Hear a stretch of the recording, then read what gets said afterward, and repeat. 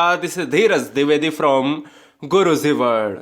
कैसे हैं आप सभी? उम्मीद है बहुत अच्छे होंगे आप और आपका परिवार बेहतरीन और उम्दा होगा।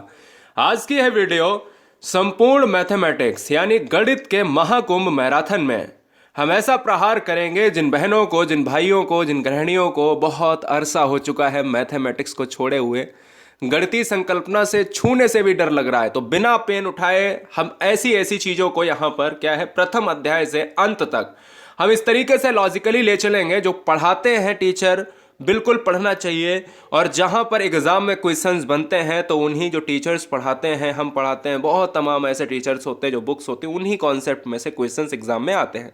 लेकिन ये एक ऐसी वीडियो है दोस्तों, आपने बहुत कुछ पढ़ के रखा है या नहीं पढ़ के रखा है, ये ऐसी वीडियो है जिसमें हम फालतू का मैटर नहीं आपको पढ़ाएंगे, बल्कि 1 से 1.5 घंटे में मैराथन में, छोटी मैराथन के अंतर्गत सारे चैप्टर का निचोड़ हम ले लेंगे जो आपके सिलेबस में है। ठीक है ना? तो एक पेन एक कॉपी उठा लीजिएगा। हम कैसे सवाल करेंगे? सबसे पहले हम यहां पर क्वेश्चन संख्या पद्धति से लेंगे। संख्या पद्धति के 4 क्वेश्चन एग्जाम में आजकल बहुत ट्रेंड कर रहे हैं, जिसमें हम पहला क्वेश्चन एक कॉन्सेप्ट वाला लेंगे कि उपहार वाले प्रश्न। ठीक है ना?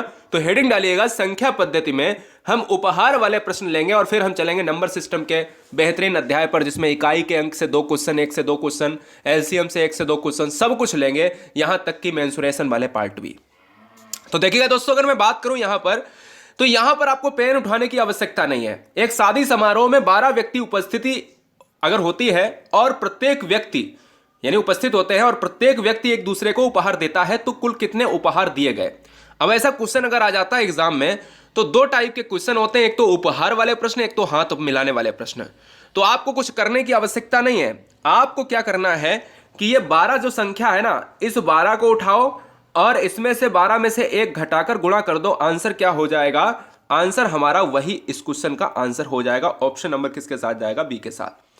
मतलब ये कहने का आशय यही है दोस्तों कि आप कहोगे कि सर समझ में नहीं आया, तो यही होता है कि बिना पेन उठाए किस तरीके से आप क्वेश्चन कर सकते हो। तो नोट कर लीजिएगा, एक कॉन्सेप्ट है कि जो उपहार वाले प्रश्न होते हैं, क्या जो उपहार वाले प्रश्न होते हैं, ये उपहार वाले जब किसी भी चीज को आप देते हो, भेंट करते हो, है ना, कोई भी चीज आप दे रहे हैं, तो उपहार वाले प्रश्न में एक ही चीज होती है कि जो व्यक्ति है ना वो 12 और उनमें से अगली जो संख्या होगी ना वो n-1, यानी फिर हम कह सकते हैं कि 12 - 1, तो हम कह सकते हैं इससे गुणा आपको कराना पड़ेगा कितने भी व्यक्ति हों।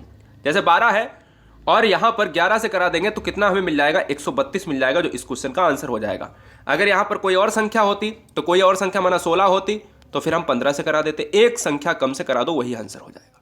अगर कोई क्वेश्चन आ रहा है कि हाथ मिलाने वाले, तो n-1/2 ये फार्मूला है, याद कर लेना, बहुत आसान है। अभी हम क्वेश्चन भी कराएंगे, देखिएगा। पहले एक और क्वेश्चन हम कर लेते हैं। यहां पर देखिए हाथ वाले प्रश्न, यानी हाथ वाले प्रश्न में क्या कहता है कि हाथ वाले प्रश्न में ये वाला फार्मूला लगेगा। अब बोले सर कैसे? आपको फार्मूला नहीं लगाना है तो आपको कॉन्सेप्ट तो याद है ना कि भाई उपहार वाले प्रश्न में आपको जितने व्यक्ति हैं उनसे 1 कम से गुणा करा के आंसर मिल जाएगा। हाथ मिलाने वाले प्रश्न का मतलब क्या है कि एक होटल में 10 लोग आए, प्रत्येक लोग एक दूसरे से हाथ मिलाते हैं, तो बताएं कुल कितने हाथ मिलाए जाएंगे। अगर ऐसा क्वेश्चन एग्जाम में आ जाए तो फिर कैसे भैया करेंगे? तो आपको करने के लिए कोई भी दिक्कत वाली बात नहीं है। ये 10 है ना, इसको लिखिएगा। जो आप उपहार वाले में करते थे ना तो वहां पर कम करते थे, यहां भी ऐसे ही कर लीजिएगा। ठीक है? और बस इसमें हाथ मिलाने वाले में क्या है, 2 से भाग दे दीजिए। कैसे याद रखोगे? 2 हाथ आपके होते हैं, 2 से भाग दे दिया, 2 हाथ 2 से भाग दे दिया, तो हमारा कितना हो जाएगा? 2 पंचे 10, और हमारा जो आंसर रहेगा वो कितना हो जाएगा? 45 आंसर हो जाएगा। हम इस क्वेश्चन को ऑप्शन नंबर डी को लॉक कर जाएंगे। मेरी बात समझ रहे ना? तो 45 हो जाएगा इस क्वेश्चन का राइट आंसर, क्योंकि ये हाथ मिलाने वाला क्वेश्चन था। n-1/2, n है 10, n-1 यानी 9 और बटे 2, आंसर 45। एक क्वेश्चन और लेते हैं कि अगर 25 व्यक्ति आपस में मिलते हैं, एक दूसरे से हाथ मिलाते हैं, तो बताइए कुल कितनी बार हाथ मिलाए जाएंगे? हाथ मिलाने वाले मतलब 2 हाथ, है ना? तो इस तरीके से अगर मैंने आपको ट्रिक बताई है कि आपको वही काम करना है। 25 तो है, इंटू 1 कम 24 हो जाएगा, अपान 2 हाथ। हाथ की बात करें तो 2 से गुणा। उपहार वाले में कोई यहां पर 2 से भाग, यानी उपहार वाले में कोई से भाग नहीं देना है। और यहां पर अगर काटोगे तो कितना हो जाएगा? 12, है ना? और जैसे ही आप 12 काटोगे तो हम कहेंगे कि 12 पंचे 60, 12 दूनी 24, और कितना हो जाएगा? 300 हो जाएगा। तो हम ये कह सकते हैं कि ऑप्शन नंबर किसके साथ जाएगा? डी के साथ चला जाएगा। ठीक है? कोई दिक्कत, कोई समस्या, कोई दिक्कत नहीं आना चाहिए। अब हम बात करते हैं दोस्तों, यहां पर आंसर ऑप्शन नंबर जाएगा किसके साथ, अभी बता दिया है 300। एक क्वेश्चन और लेते हैं। अच्छा, एक पार्टी में 15 व्यक्ति हैं, एक दूसरे को एक एक पेन देते हैं। ये लास्ट क्वेश्चन रहेगा, फिर अपन चलेंगे किसके ऊपर, एक नए कॉन्सेप्ट के ऊपर। एक पार्टी में 15 व्यक्ति हैं और दूसरे जो है एक दूसरे को एक एक पेन देते हैं, तो बताइए कुल कितने पेन बांटे जाएंगे। अगर वीडियो को आपको थोड़ा सा ये लगाना है कि भाई हमें क्वेश्चन करना है, तो आप दो रोक कर लीजिएगा, कोई समस्या थोड़ी ना है। कि अगर एक पार्टी में 15 व्यक्ति हैं, एक दूसरे को एक एक पेन देना है, तो कुल कितने पेन बांटे जाएंगे। तो हमने कहा कि अगर उपहार वाले हैं, हाथ मिलाने वाले तो है नहीं, 15 व्यक्ति हैं, 15 से कम कर दो 14, 14 पंचे कितने हो जाएंगे। सिंपल सी बात है, आप डायरेक्ट अगर गुणा करोगे ना, तो हम ये कह सकते हैं कि आंसर आपके कदमों में होगा, आंसर आपके कदमों में होगा, कोई भी समस्या वाली बात नहीं है। क्या यही आंसर निकला है आपका, जरा हमें कमेंट करके बताइए। बहुत अच्छे। तो ये हमने संख्या पद्धति में हमने ऐसे कॉन्सेप्ट को खत्म कर लिया। अब संख्या पद्धति में जो यूनिट डिजिट है, यहां से आपके दो क्वेश्चन बनते हैं। तो इकाई का अंक देखेंगे, फिर हम उसके बाद एलसीएम एचसीएफ देखेंगे। एलसीएम एचसीएफ देखेंगे। हमने दोस्तों यहां पर माध्य माध्यिका बहुलक भी लिया है, परिसर भी लिया है, हमने यहां पर आयत भी लिया है, समबाहु भी लिया है, सब कुछ लिया है। बने रहिए साथ में, कार्य लिया है, परसेंटेज लिया है, साधारण ब्याज लिया है, सब कुछ लिया है, बस आप बने रहिएगा साथ में, ठीक है। इकाई अंक की बात करें तो इकाई अंक का मतलब क्या होता है इंग्लिश में, यूनिट डिजिट। किसी संख्या का इकाई अंक उस संख्या के सबसे दाहिने अंक का होता है। जैसे कोई भी संख्या लिख ली मैंने 5, 6, 7, 8, तो इसमें ये दाहिना अंक कौन सा है, इधर से दाहिना अंक की बात करेंगे तो ये वाला हमारा इस पूरी संख्या का इकाई अंक हो जाएगा। अगर मैंने यहां पर लिखा 1, 2, 3, 4, 5, 6, मैंने कोई भी संख्या लिख दी तो मुझे आगे वाले से कोई मतलब नहीं, मैंने इकाई का अंक जानना है। तो यहां पर जो हमारा 6 है ना, वो इकाई का अंक हो जाएगा। दाहिना क्या है, इकाई का अंक। जैसे 1546 में इकाई का अंक ये रेड वाला है, 461 में इकाई का अंक क्या है, ये रेड वाला है, 82,490 में इकाई का अंक क्या है, ये रेड वाला है, 0 है। इकाई अंक की बात करें तो अगर कोई भी ऐसे क्वेश्चन पूछ दिया जाता है इकाई अंक में, ऐसे ही क्वेश्चन देगा कि ये बताओ कि इसमें कौन सा इकाई अंक है। इकाई अंक की फोटो में अगर देखा जाए तो इस बड़े बड़े लेटर्स में आपका इकाई अंक ये है, इसमें इकाई अंक ये है, इसमें इकाई अंक ये है, इसमें इकाई अंक ये है। दोस्तों अगर मैं आपसे कह दूं कि इसमें बताओ कि इकाई अंक का क्या मान होगा, पूरी वैल्यू का आप क्या गुणा करोगे इसका, तब आप इकाई अंक बताओगे, नहीं। आपको हमेशा लास्ट वाले पदों का गुणा कर लेना है। जैसे 7 या 21 होता है तो 21, इसमें 1 आया तो 1 का अगली संख्या में करा देंगे, तो 1 पचे 5, इसमें 5 आया तो अगली संख्या में करा देंगे, 5 ने 45। तो ये बताइएगा कि यहाँ पर 45 में 5 आ रहा, तो इस पूरे क्वेश्चन का आंसर 5 हो जाएगा। अभी तो मैंने केवल बताया है, नहीं आ रहा है तो यहाँ पर क्वेश्चन देखिए कितना मजेदार है। क्वेश्चन नंबर फर्स्ट, पूरे वीडियो में आपको क्वेश्चन ही क्वेश्चन मिलेंगे, जिसमें कॉन्सेप्ट को समझाते समझाते पूरे क्वेश्चन हो जाएंगे। भाई गणित में अगर क्वेश्चन नहीं होंगे तो कॉन्सेप्ट, हिंदी थोड़ी ना गणित, गणित में पूरा कॉन्सेप्ट समझाना पड़ता है, गणित में पूरा कॉन्सेप्ट समझाना पड़ता है, बड़ा क्रिटिकल होता है समझाना। देखिएगा 386 गुणे 97 गुणे 28 में इकाई का अंक क्या है, ऐसे डायरेक्ट क्वेश्चन पूछेगा। तो अब आप ये मत करना कि 28 का गुणा इसमें करने लगो, इसमें करने लगो। आपको क्या करना है कि आपको इनका सभी का इकाई अंक ले लेना है। 386 में 6 का ले लेना है, 97 में 7 का ले लेना है, 28 में 8 का ले लेना है। 6, 7, 8 का क्या हो जाएगा, तो हम ये कहेंगे कि भाई 6 7 42 होता है ना, तो 42 और इंटू 8 का अगर देखोगे तो 8 दूनी 16, तो 16 में आप देखोगे कि भाई 6 आंसर हमारा हो जाएगा इस क्वेश्चन का right answer option number A के साथ। अच्छा, मैंने इतना आपको क्यों बताया, क्योंकि समझाने के लिए, वरना आप तो मन में भी कर सकते थे बिना पेन के। 6 7 42, 2 आएगा, 2 8 16, 6 आएगा, तो आप हो गए भाई ऑप्शन नंबर जाएगा ए के साथ। मेरी बात समझ रहे ना, नहीं समझ में आया तो समझ लीजिए बच्चों की तरीके से। 386 में 6, 97 में 7 ले लिया, इकाई अंक लास्ट वाला होता है, 8 ले लिया, 6 7 42, 2। जब भी हमें कोई भी संख्या होती है तो मुझे आगे वाले से मतलब नहीं, फिर मुझे यहाँ इकाई अंक की बात करनी होती है, तो 2 से हमने अगर किया तो 16 हो जाएगा, और 16 में मुझे 1 से मतलब नहीं, 6 आंसर हो जाएगा। एक क्वेश्चन और लेते हैं। 128, 297, 562, 34 में इकाई का अंक क्या होगा, फटाफट बताइएगा। बिना पेन उठाए चीज़ों को आप कर सकते हो।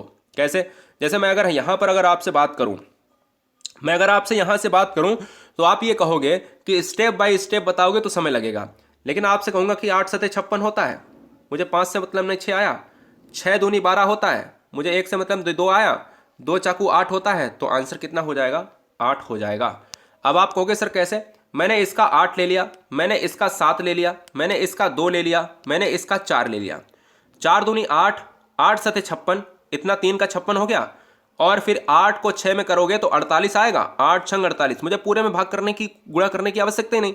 तो 48 में हमारा कितना आंसर आ जाएगा? 8 आ जाएगा। लॉजिक से समझो, इसका 8, इसका 7, इसका 2, इसका 4, 8 7 56, 2 बना है 4, फिर 56 में 6 ले लिया, 2 ले लिया, 4 ले लिया, 6 दूनी 12, फिर 4, 2 चाकू 8, आंसर हो गया। ये मतलब करने की आवश्यकता इसलिए है कि जिन बच्चों ने, जिन बहनों ने बहुत सारे समय से मैथ को छोड़ा है, ठीक है ना, लेकिन आपको क्वेश्चन करने में बिल्कुल 1 सेकंड लगेगा।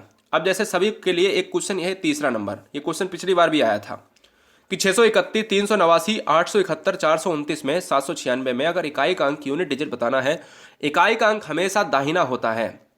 अगर हम देखेंगे कि एक इसमें से उठाना है, इसमें से 9 उठाना है, इसमें से 1 उठाना है, इसमें से 9 उठाना है, उसमें से 6 उठाना, तो कितना बचेगा बताइएगा। तो जो बच्चे आंसर 6 मार रहे हैं तो मैं कह सकता हूं उनको बिल्कुल सही है। 9 एकन 9, 9 एकन 9, 9 नेम 81 और फिर 1 छंगा 6, तो हम ये कह सकते हैं आंसर क्या आ जाएगा? ऑप्शन नंबर सी के साथ चला जाएगा। समझिएगा, इसका 1, इसका 9, इसका 1, इसका 9, इसका 6, 9 एकन 9, 9 एकन 9, 9 नेम 81 और 81 का गुणे अगर मैं 6 में करूंगा तो 6 एकन 6 ही तो आएगा। मुझे 8 से क्या मतलब है दोस्तों? मुझे 486 की अगर मैं बात करूं तो इसको मुझे 6 ही लेना है ना, तो आंसर हमारा 6 ही रह जाएगा, ठीक है ना। अब आते हैं कॉन्सेप्ट नंबर नेक्स्ट पर। तो ये कॉन्सेप्ट क्या है? कॉन्सेप्ट नंबर नेक्स्ट पर आते हैं दोस्तों। यहां पर आपको पता होना पड़ेगा कि रूल नंबर फर्स्ट क्या है। इकाई का अंक निकालने के लिए अगर कोई क्वेश्चन बड़ा आ जाता है, यदि प्रश्न में दी गई संख्या का इकाई का अंक, कोई भी संख्या है, बहुत सारी संख्याएं दी गई हैं, उनमें अगर कोई इकाई का अंक यूनिट डिजिट 0 है तो उनके गुणनफल का पूरा मान 0 हो जाता है, आंसर भी 0 हो जाएगा। जैसे एक क्वेश्चन है 938, 855, 284, 212। अब इसमें 0 तो दिख नहीं रहा है। अब आप कहोगे कि सर 8 का अगर मैं 5 में करूंगा तो 8 5 40 हो जाएगा। अब 0 का 4 में करो, चाहे कितने में करो, चाहे हजारों संख्याएं आप ले आओ, तो वो मान क्या देगा दोस्तों? वो मान हमेशा हमारा क्या देगा? 0 देगा। मेरी बात समझ रहे ना? चाहे आप 8 का 40 भाई 5 में करो, चाहे 5 का 4 में करो, मेरी बात, चाहे 5 का 2 में करो, तो इस तरीके से 5 का जब भी आप सम संख्या में करोगे ना तो वो 0 देगा और आगे वाले पूरी संख्या को 0 कर देगा। मतलब उसका जो यूनिट डिजिट आएगा, यूनिट डिजिट आएगा वो हमेशा 0 आएगा, और जब 0 आएगा तो आंसर क्या हो जाएगा? हमारा 0 हो जाएगा। मेरी बात समझ रहे ना? तो ऑप्शन जाएगा किसके साथ? डी के साथ। मैं फिर से समझा रहा हूं कि सम संख्या गुणे इकाई का अंक 5, गुणा में संख्या अगर 5 है और सम संख्या है, इकाई का अंक क्या हो जाएगा? उसका हमेशा यूनिट डिजिट क्या हो जाएगा? 0 होगा। जैसे क्वेश्चन में ले लेता हूं कि 281, 569, 302, 705, बताइएगा कि इकाई का अंक क्या होगा? तो अब इकाई का अंक दोस्तों वही होगा जो अगर 5 है, 5 का अगर कोई भी सम संख्या से करा दोगे तो वो 0 ही कर देगा पूरे मान को। 5 का अगर 2 से करा दिया, 5 दूनी 10 हो जाएगा। 0 का आगे कितनी बार भी करो तो वो क्या हो जाएगा? इस क्वेश्चन के लिए यूनिट डिजिट क्या हो जाएगा? 0 हो जाएगा। क्वेश्चन लेता हूं कि 5 गुणे 5 गुणे 6 गुणे 5 यानी 555 गुणे 235 गुणे 746 गुणे 835 में यूनिट डिजिट क्या होगा? तो दोस्तों आप याद रखिएगा कि जब भी हम ऐसे क्वेश्चंस को करेंगे, वीडियो को रोक कर इस क्वेश्चन का जवाब दे सकते हो। तो देखिएगा यहाँ पर अगर मैं करूँ कि भाई 5 है, इसका मैं 5 ले लेता हूँ, इसका मैं 6 ले लेता हूँ, इसका मैं 5 ले लेता हूँ, तो भाई मैंने कहा कि 5 को अगर किसी सम संख्या से गुणा करोगे तो वो 0 आ जाएगा। तो आंसर में कोई भी समस्या नहीं होनी चाहिए दोस्तों। इस क्वेश्चन का जो आंसर है वो ऑप्शन नंबर क्या चला जाएगा? डी चला जाएगा आंसर में, ठीक है ना। ये आपको समझना पड़ेगा, बहुत सिंपल है। सम संख्या इंटू 5, यूनिट डिजिट ऑलवेज 0 यानी 0। रूल नंबर 3 में देखिएगा कि अगर इकाई का अंक 5 है और विषम संख्या है, अगर इकाई का अंक सम है तो उसका आंसर 0। अगर इकाई का अंक 5 है और विषम संख्या से आप गुणा कर रहे हो तो आपको याद रखना है कि उसका आंसर हमेशा 5 रहेगा। उसका आंसर हमेशा 5 रहेगा, वो किसी भी कंडीशन में हो। यदि गुणा में संख्या का यूनिट डिजिट 5 आ जाए और बाकी सभी संख्याएं इकाई के अंक विषम संख्या यानी ऑड नंबर आए तो इकाई का अंक हमेशा 5 ही होगा। जैसे एक एग्जाम्पल के तौर पर मैं देता हूं आपको कि 897 गुणे 203 गुणे 155 गुणे 109, बताइएगा कि संख्या में अगर देखा जाए तो कौन सी संख्याओं में इसका आंसर क्या होगा। तो मैंने कहा कि क्या सम इंटू 5 है? सम इंटू 5 तो आंसर 0। सम इंटू विषम यानी सम इंटू 5 जो है आपका 0 हो जाएगा, और विषम इंटू 5 तो आंसर क्या हो जाएगा? 5 हो जाएगा। तो मैंने कहा कि अगर 5 नेम 35 करता हूं तो भी 5, 5 3 15 करता हूँ तो भी 5, और 5 7 35 करता हूँ तो भी 5। एट एनी कंडीशन में आपका आंसर 5 ही आएगा। एक क्वेश्चन लेता हूँ, 697 गुणे 703 गुणे 855 गुणे 189। अब ये क्वेश्चन आपके लिए बहुत सिंपल लग रहे होंगे। अभी हम घात वाले क्वेश्चन लेंगे जिसमें आप कहीं ना कहीं परेशान होते हो, जो एग्जाम में क्वेश्चन पूछे जाते हैं। 697 गुणे 703 गुणे 855 गुणे 189। तो देखिएगा यहाँ पर 5 ने 45 भी कर दोगे ना, यहाँ पर 5 3 15 भी कर दोगे, तो इन सभी का मान कितनी भी आप कोशिश करोगे, लास्ट में आपका क्या आएगा, मान दोस्तों आपका लास्ट में क्या आएगा, यहाँ पर 5 ही आएगा। यानी ऑप्शन जाएगा किसके साथ, ए के साथ। रूल नंबर 4 देखिएगा, बहुत सिंपल है, बहुत आसान है, कई बार एग्जाम में देखने को मिलता है। पिछली बार भी एक ऐसा क्वेश्चन यहाँ इस रूल से पूछा गया था। यदि घातांक के रूप में दी हुई संख्या के इकाई का अंक ज्ञात करना हो, तो दी हुई संख्या के आधार में इकाई का अंक यदि 0 1 5 6 हो तो उसका मान निकालने पर इकाई का अंक परिवर्तित नहीं होगा। यानी घात वाले क्वेश्चन है ये। अब घात वाले क्वेश्चन कैसे करेंगे, अगर कोई भी लास्ट वाला डिजिट जैसे 15 0 7 0 1 5 6 इस तरीके के हैं, और उनमें लास्ट में क्या आ रहा, 6 आ रहा, 0 आ रहा, 1 आ रहा, 5 आ रहा, और फिर उनके ऊपर कितनी भी घातें चढ़ी हों, उनके ऊपर कितनी भी घातें चढ़ी, जैसे 1505 है और इनके ऊपर हमने 1000 घात चढ़ा दी इस तरीके से, बताओ यूनिट डिजिट क्या होगा। तो आंसर हमारा हमेशा इसी के अकॉर्डिंग रहेगा कि उसका यूनिट डिजिट अगर 5 है तो 5 रहेगा, अगर 0 है तो 0 रहेगा, फिर कितनी भी घातें आ जाएं। जैसे क्वेश्चन लेते हैं, क्वेश्चन यहाँ से करेंगे, पहले हम यहाँ पर समझ लेते हैं। 10 की घात 19 चाहे 1000 चढ़ा दो, आंसर क्या रहेगा, इस यूनिट डिजिट के समान ही रहेगा। 58 621 में हजारें घातें चढ़ा दो, तो यहाँ पर 0 1 5 6 आपको याद रखनी है कि आंसर एक ही रहेगा। हजारें घातें चढ़ा दो, यहाँ पर 5 अगर है लास्ट में तो वहाँ पर आपका आंसर 5 ही रहेगा। मेरी बात समझ रहे ना, 0 1 5 6 आपको याद रखनी है। सवाल का क्वेश्चन आपके स्क्रीन पर है कि अगर भाई क्वेश्चन ऐसे लिखा जाता है कि 42 531 और घात है 4 5 6 7, बताइए यूनिट डिजिट क्या होगा। अब बच्चों को कॉन्सेप्ट जब क्लियर होगा तो अब इसमें कितना भी हम यहाँ पर घातें बढ़ा दें, कितना भी घातें बढ़ा दें, लाखों घातें कर दें, तो मतलब यही है दोस्तों कि अगर आपसे क्वेश्चन में पूछा जाता है तो आपका कॉन्सेप्ट क्लियर है कि 0 1 5 6 अगर है तो आपको क्या करना है कि यहाँ पर देखना है यूनिट डिजिट, ये कितनी भी घातें भी चढ़ी हो इसको नज़रअंदाज करना है। फिर आंसर हमारा क्या हो जाएगा, फिर आंसर दोस्तों हमारा ऑप्शन नंबर सी के साथ चला जाएगा। क्वेश्चन चेंज करते हैं, 52 530 35 6 7, 52 530 35 6 7 में बताइएगा कौन सा हमारा आंसर हो जाएगा। तो दोस्तों सिंपल सी बात है कि मेरा 0 अगर है, हज़ारों घातें चढ़ा दें, मुझे कोई फ़र्क नहीं पड़ेगा, फ़र्क घंटा नहीं पड़ेगा दोस्तों, आंसर हमारा वही रहेगा। आंसर क्या रहेगा, 0 ही आएगा। चैनल को पहली बार है तो सब्सक्राइब कर लें दोस्तों, क्योंकि उम्मीद है कि सिलेक्शन लेकर आएंगे, क्योंकि हम उम्मीद कर सकते हैं और आप सिलेक्शन दे सकते हैं। हर बहन हर भाई सिलेक्शन के लिए बेताब बैठा है, और उन सभी से कहना चाहेंगे मैंने 0 से लेकर 1 2 3 4 5 जितनी भी हैं, मेरे को 5 सब्जेक्ट पढ़ाने की क्या है, 5 ही मैं पढ़ा सकता हूँ, क्योंकि 5 ही आपके आते हैं, लेकिन मैंने 6 सब्जेक्ट आपको पढ़ाए। संस्कृत और इंग्लिश को मैंने दोनों बार में अलग अलग तरीके से पढ़ाया। मैं तो पूरी तरीके से शिद्दत के साथ कहता हूँ कि हिंदी को बहुत डीप में पढ़ाया है 3 घंटे के तरीके से, जिसमें लाखों बच्चों ने देखा है और उससे बाहर कुछ नहीं जाएगा। नीचे लिंक आपको मिल जाएंगी, पहले पूरा ये मैथमेटिक्स का पूरा वीडियो देखिएगा। इसके बाद तुरंत हम 2-3 स्लाइड और इसमें देखेंगे इकाई के अंक में, फिर हम चलेंगे एलसीएम पर, वो प्राकृतिक संख्याओं पर चलेंगे। फिर उसके बाद हम क्या है, संख्याओं के बाद हम चलेंगे दोस्तों एलसीएम पर, जो एलसीएम से क्वेश्चन बहुत आते हैं। ठीक है, एलसीएम से चलेंगे, देखेंगे संख्या पद्धति को पहले खत्म कर लेते हैं 2-3 चैप्टर में। दी हुई संख्या के आधार पर इकाई का अंक अगर 0 1 5 6 नहीं है, 2 3 4 7 8 9 है, तो इकाई का अंक निकालने पर 4 से भाग दे देते हैं। याद रखिएगा, जब भी क्वेश्चन में अगर पूछा जाए कि भाई 0 1 5 6 ऐसा नहीं है, तो फिर उसके जो है जो भी घात होगी उसकी घात में हम 4 का भाग दे देंगे और उस घात को छोटा कर लेंगे, और जैसे ही घात को छोटा हो जाएगी उससे भाई सिंपल सी बात है आंसर निकल आएगा। बोले सर कैसे, 562 में अगर कोई भी घात है 1999, बताओ इकाई का अंक क्या है। तो अब तो आप कहोगे कि सर 0 1 5 6 वाला बताया था सर ने, लेकिन 2 3 4 आ जाए ये नहीं बताया था।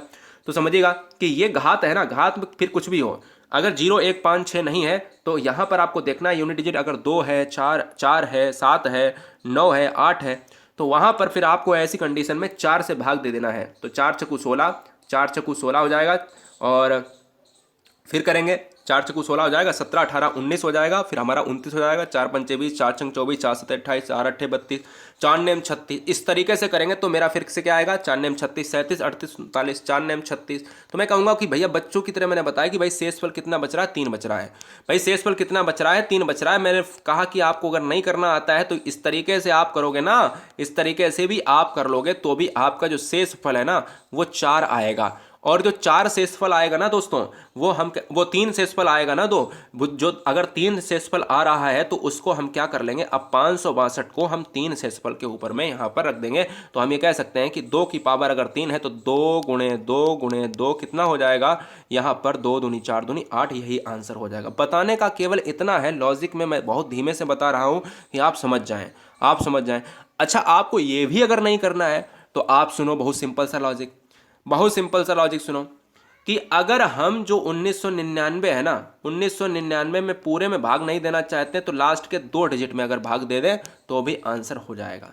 लास्ट के अगर 2 डिजिट में अगर मैं भाग दूंगा ना, अंतिम 2 अंक में, तो भी हमारा क्या हो जाएगा, आंसर निकल आएगा। जैसे हम एक क्वेश्चन करते हैं कि 56, 79, 37 में बहुत बड़ी घात आ गई। भाई क्वेश्चन में दे दिया है कि 56, 79, 37 में एक बहुत बड़ी घात दे दी, 18, 92, 36, 789। अब बच्चा परेशान कि बताओ यूनिट डिजिट क्या होगा। भाई बच्चा तो परेशान हो गया कि यूनिट डिजिट होगा क्या। तो अब देखिएगा भैया, सिंपल सी बात है कि 0, 1, 5, 6 तो है नहीं, तो नहीं तो आंसर तुरंत लगा देते कि भाई घात को इग्नोर कर देते। लेकिन यहाँ पर 7 है। अब याद रखो कि इसमें पूरे में 4 का भाग देना इतना पॉसिबल नहीं है। भाई भाग तो 4 से ही दिया जाएगा, लेकिन अंतिम के 2 अंक देख लो भैया, अंतिम के 2 अंक है 89। तो मैंने कहा कि भैया 4 का अगर मैं भाग दूंगा तो 4 दूनी 8 हो जाएगा, 9 आ जाएगा, 9 एकन कितना, 4 दूनी 8 हो जाएगा। फिर से यहाँ पर क्या हो जाएगा, 4 दूनी 8 हो जाएगा। तो ये शेष जो है ना 1 बचेगा। अब बताओ दोस्तों कि ये 5, 6, 7, 9, 3, 7 में इतनी बड़ी घात में केवल 1 शेष बचा, तो बताओ इतना छोटा एकदम से हो गया 1। तो अब 7 एकन क्या हो जाएगा, 7 एकन 7 आंसर। दोस्तों देखिए कितनी आसानी से आ गया, कितना आसानी से आ गया। मतलब लास्ट के 2 डिजिट में 4 का भाग दे दो, जितना शेष होगा उतना ही पावर हम उसको इग्नोर करके चढ़ा देंगे। यही बात है, यही समझाना चाहते हैं कि 89 में अगर भाग दोगे तो इसका शेष जो है 1 बचेगा, और यही दोस्तों हमें 7 के ऊपर चढ़ा देना है जो इसके घात के ऊपर है। क्वेश्चन लेते हैं यहां पर और लेते रहेंगे। अब बात आती है कॉन्सेप्ट पर। कॉन्सेप्ट में हमें क्या सीखना है। क्वेश्चन में कहता है कि निम्नलिखित में प्राकृत संख्या बताओ, पूर्ण संख्या बताओ, पूर्णांक बताओ, सम बताओ, विषम बताओ, भाज्य बताओ, भाजक बताओ, परिमेय बताओ, अपरिमेय बताओ। अब इनको करने के लिए परिमेय अपरिमेय तो हर बार क्वेश्चन में पूछी जा रही हैं। अब इन दो क्वेश्चन को यहां से भी अब पूछा जाता है, तो चलिएगा हम जान लेते हैं। देखिएगा हम क्वेश्चन भी करते चलेंगे, क्वेश्चन भी करते चलेंगे, हर स्लाइड के अंतर्गत क्वेश्चन होता चलेगा। और इसके बाद अपन चलेंगे एक डिवाइडेशन रूल पर, और फिर चलेंगे एलसीएम एचसीएफ पर, और फिर चलेंगे अनुपात समानुपात, सब कुछ चलेंगे। बस देखते रहो शिद्दत के साथ। जो बच्चे कमज़ोर होंगे, जो बच्चे नकारात्मक होंगे, निगेटिव वाले बच्चे होंगे, निगेटिव मोड के बच्चे होंगे, वो ज़्यादा देर तक नहीं रुक पाएंगे इस वीडियो में, ठीक है ना। तो ये याद रखिएगा। प्राकृतिक संख्या क्या है, नेचुरल नंबर वो होती है वे संख्याएं जिनसे वस्तु की गणना की जाती है, उन्हें प्राकृत संख्या कहते हैं, नेचुरल नंबर कहा जाता है। और ये दोस्तों हमेशा 1, 2, 3 से इनफाइनाइट तक जाती हैं। तो क्वेश्चन में अगर पूछा जाए कि सबसे छोटी संख्या कौन सी है प्राकृत, वो है 1 है। इन्हें यन से प्रदर्शित क्यों किया जाता है, क्योंकि नेचुरल नंबर है। शून्य को प्राकृत संख्या नहीं माना जाता, यहीं से क्वेश्चन फंसता है, बच्चे परेशान हो जाते हैं, नहीं कर पाते क्योंकि बेस मजबूत नहीं होता है। अब देखिए क्वेश्चन क्या बनता है कि निम्नलिखित में कौन सी प्राकृतिक संख्या नहीं है। 2, 3, 4, 0। अब 2, 3, 4, 0 में बच्चों को लगता है कि प्राकृतिक संख्या वो तो पूरी तरीके से 0 से लेकर इनफाइनाइट तक जाएंगी, ऐसा नहीं है।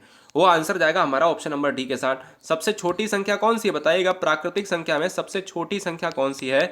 तो सबसे छोटी जो संख्या है वो दोस्तों कौन सी है, 1 है, इसलिए आपको याद रखना है। अब प्राकृतिक संख्या और पूर्ण संख्या में बारीक सा अंतर है।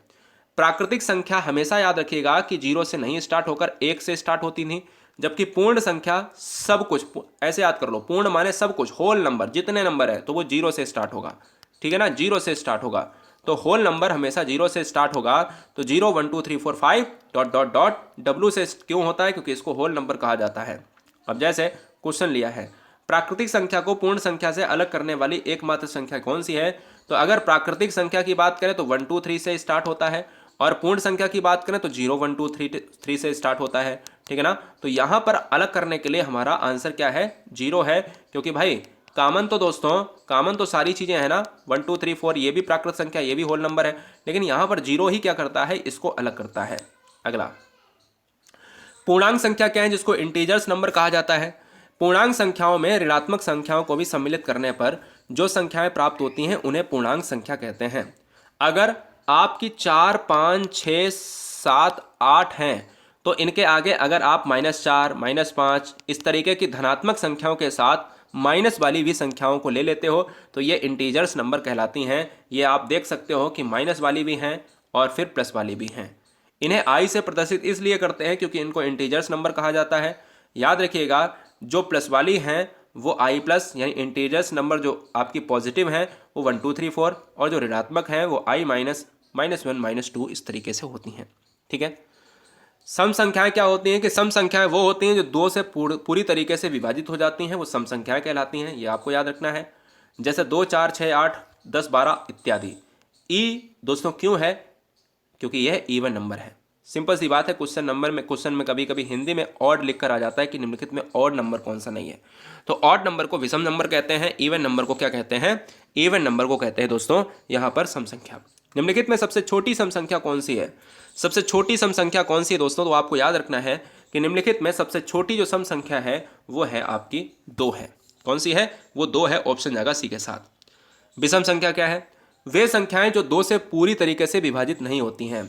कौन सी, वे संख्याएं जो पूरी तरीके से विभाजित नहीं होती हैं वो विषम संख्याएं कहलाती हैं।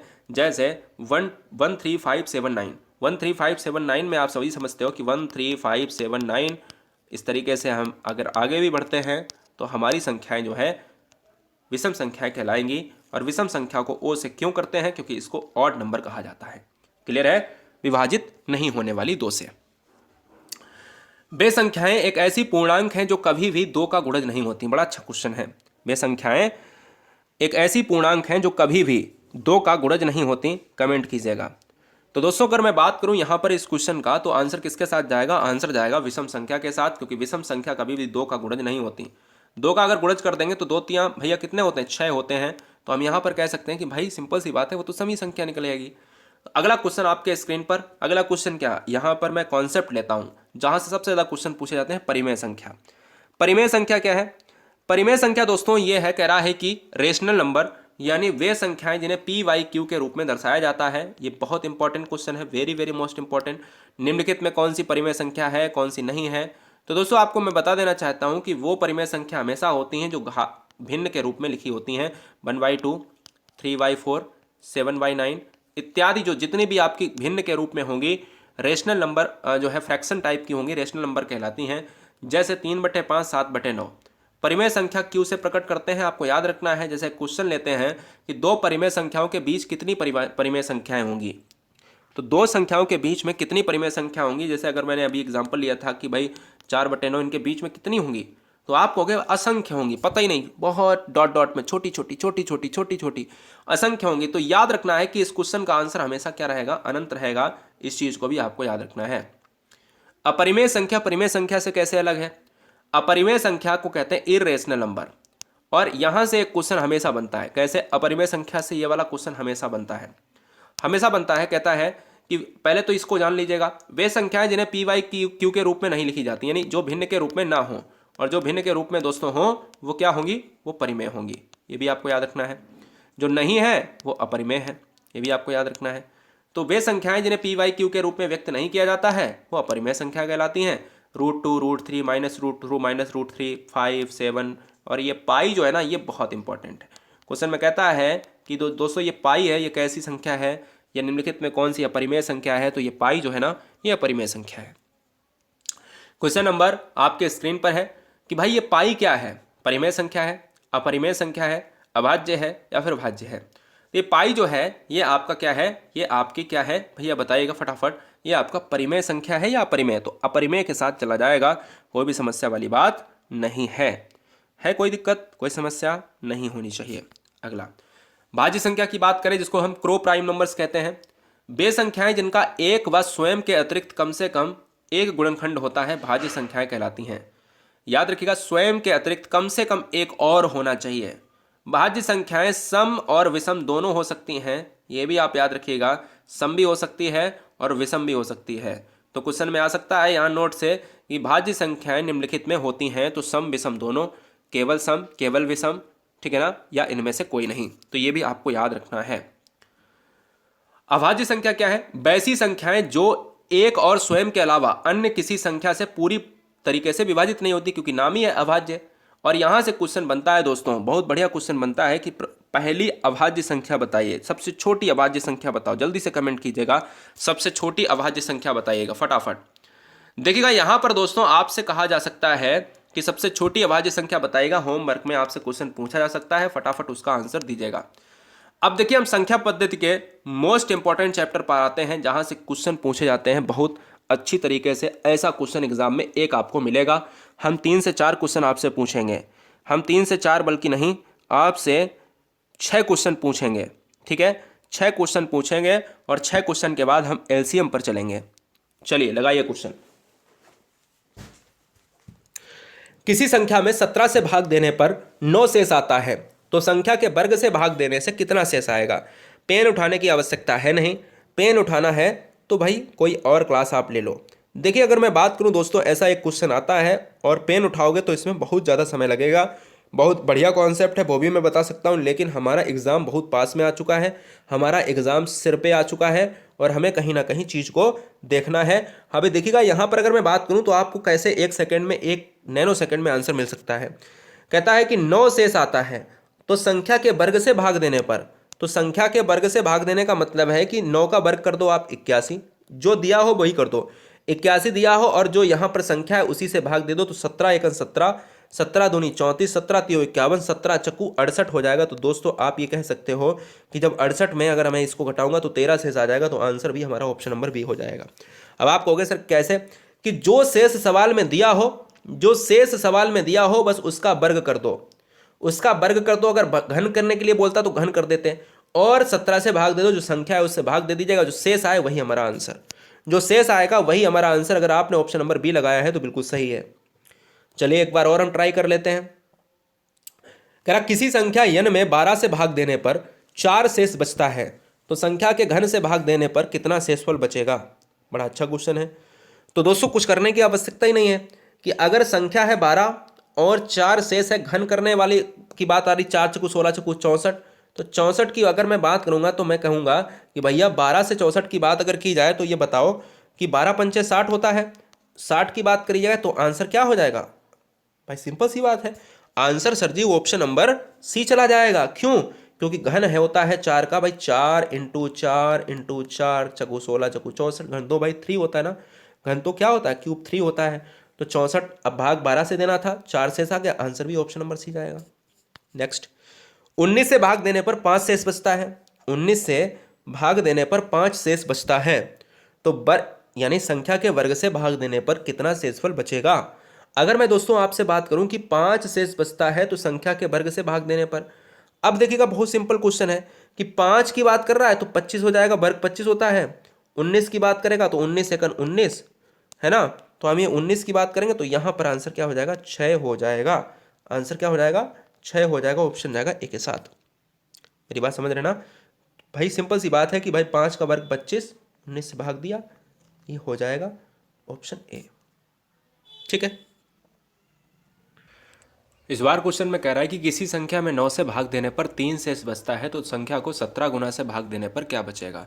हमने कहा कि आपको शेष वाली संख्या को अगर वर्ग करता है तो वर्ग कर दो, अगर घन करता है तो घन कर दो, अगर वो गुना करता है तो उसका गुना कर दो तुरंत। 3 इंटू 17 जो हो जाएगा वो कितना हो जाएगा? 51 हो जाएगा। और जब 51 हो जाएगा ना दोस्तों, तो अगर 51 अगर हो गया तो मैं ये कह सकता हूँ कि भाई 9 से इसको भाग दे दीजिएगा, तो 9 अपना 45, 6 बचेगा, आंसर ऑप्शन नंबर डी हो जाएगा। सिंपल सी बात है ना। किसी संख्या में 175 से भाग देने पर 32 शेष बचता है, तो संख्या को 25 से भाग देने पर कितना शेष बचेगा? अब ये क्वेश्चन ना, ये एक नए कॉन्सेप्ट के अंतर्गत आता है। अब क्या कहेंगे इसको? भाई नया कॉन्सेप्ट थोड़ी ना है, वो थोड़ा सा चेंज हो जाएगा और कुछ थोड़ी ना है कि अगर मैं बात करूं इस क्वेश्चन में तो आंसर क्या हो सकता है आपको बताना है, इसका जवाब आपको देना पड़ेगा, आप दीजिएगा। ये 175 से भाग देने पर 32 शेष बचता है, तो संख्या को 25 से भाग देने पर कितना शेष बचेगा? बताइए, जल्दी से बताइएगा। इसमें कुछ भी नहीं है। आपको एक संख्या ये ना 175 ये परेशान कर रही है, इसमें आपको परेशान होने की आवश्यकता नहीं। ये 32 है ना, ये 32 को यहाँ पर लिखो और 25 से भाग दे दीजिएगा, तो 25 सेकंड 25 हो जाएगा। और मैं कह सकता हूँ कि भाई इसमें 7 शेष बचेगा, तो आंसर क्या हो जाएगा, ऑप्शन नंबर डी हो जाएगा।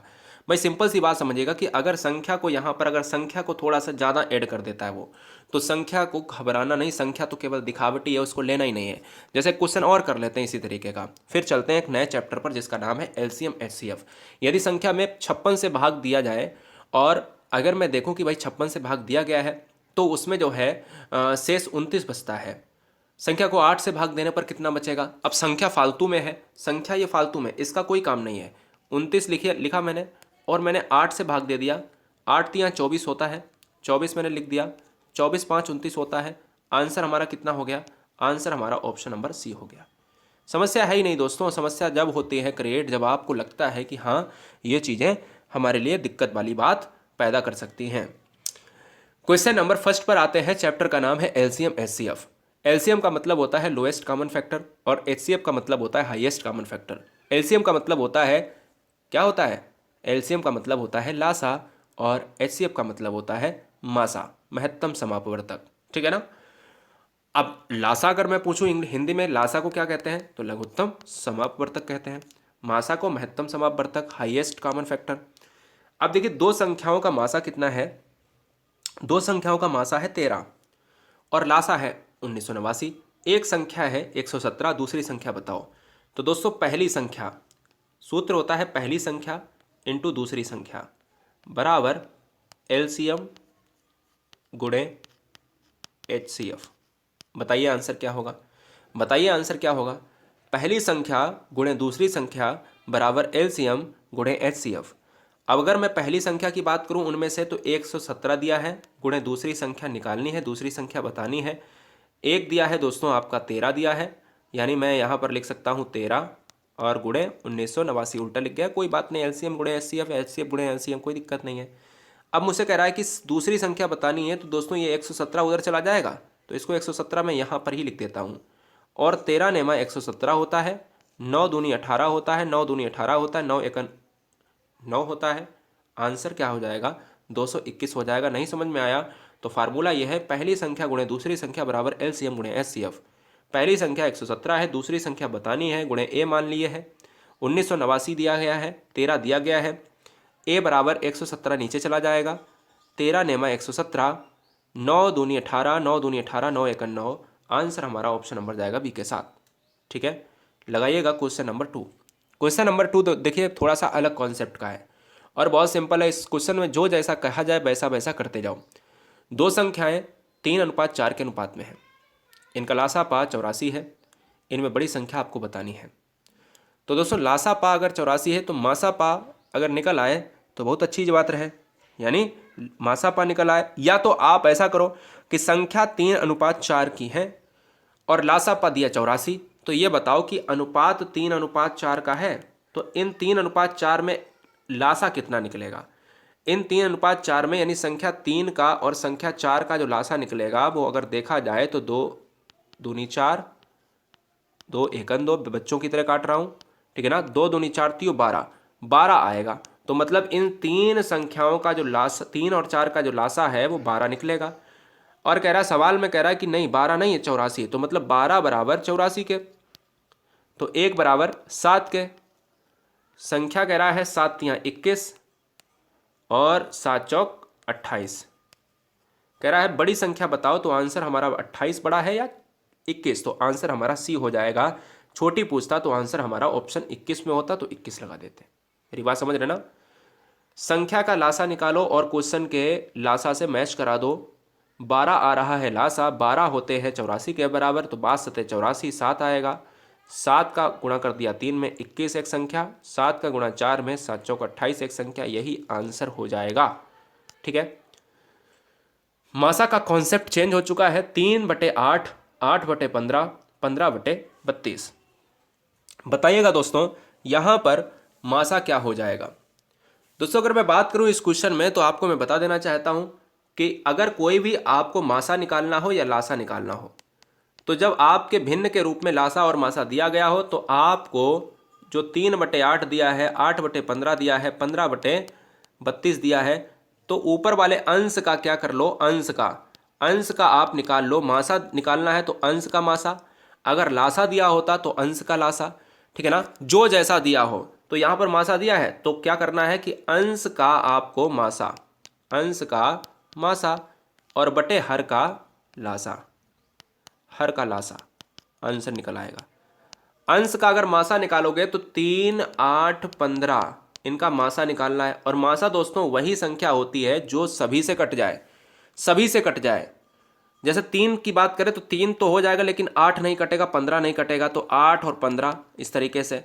यहाँ पर अगर मैं करूँगा कि भाई यहाँ पर आपका 5 आ जाएगा, यहाँ पर अगर मैं करूँगा कि 5 से आ जाएगा तो यहाँ पर 8 और 1, और अगर मैं 8 से करूँगा तो 1 1। तो आप यहाँ पर देखिएगा कोई मासा नहीं निकल रहा है।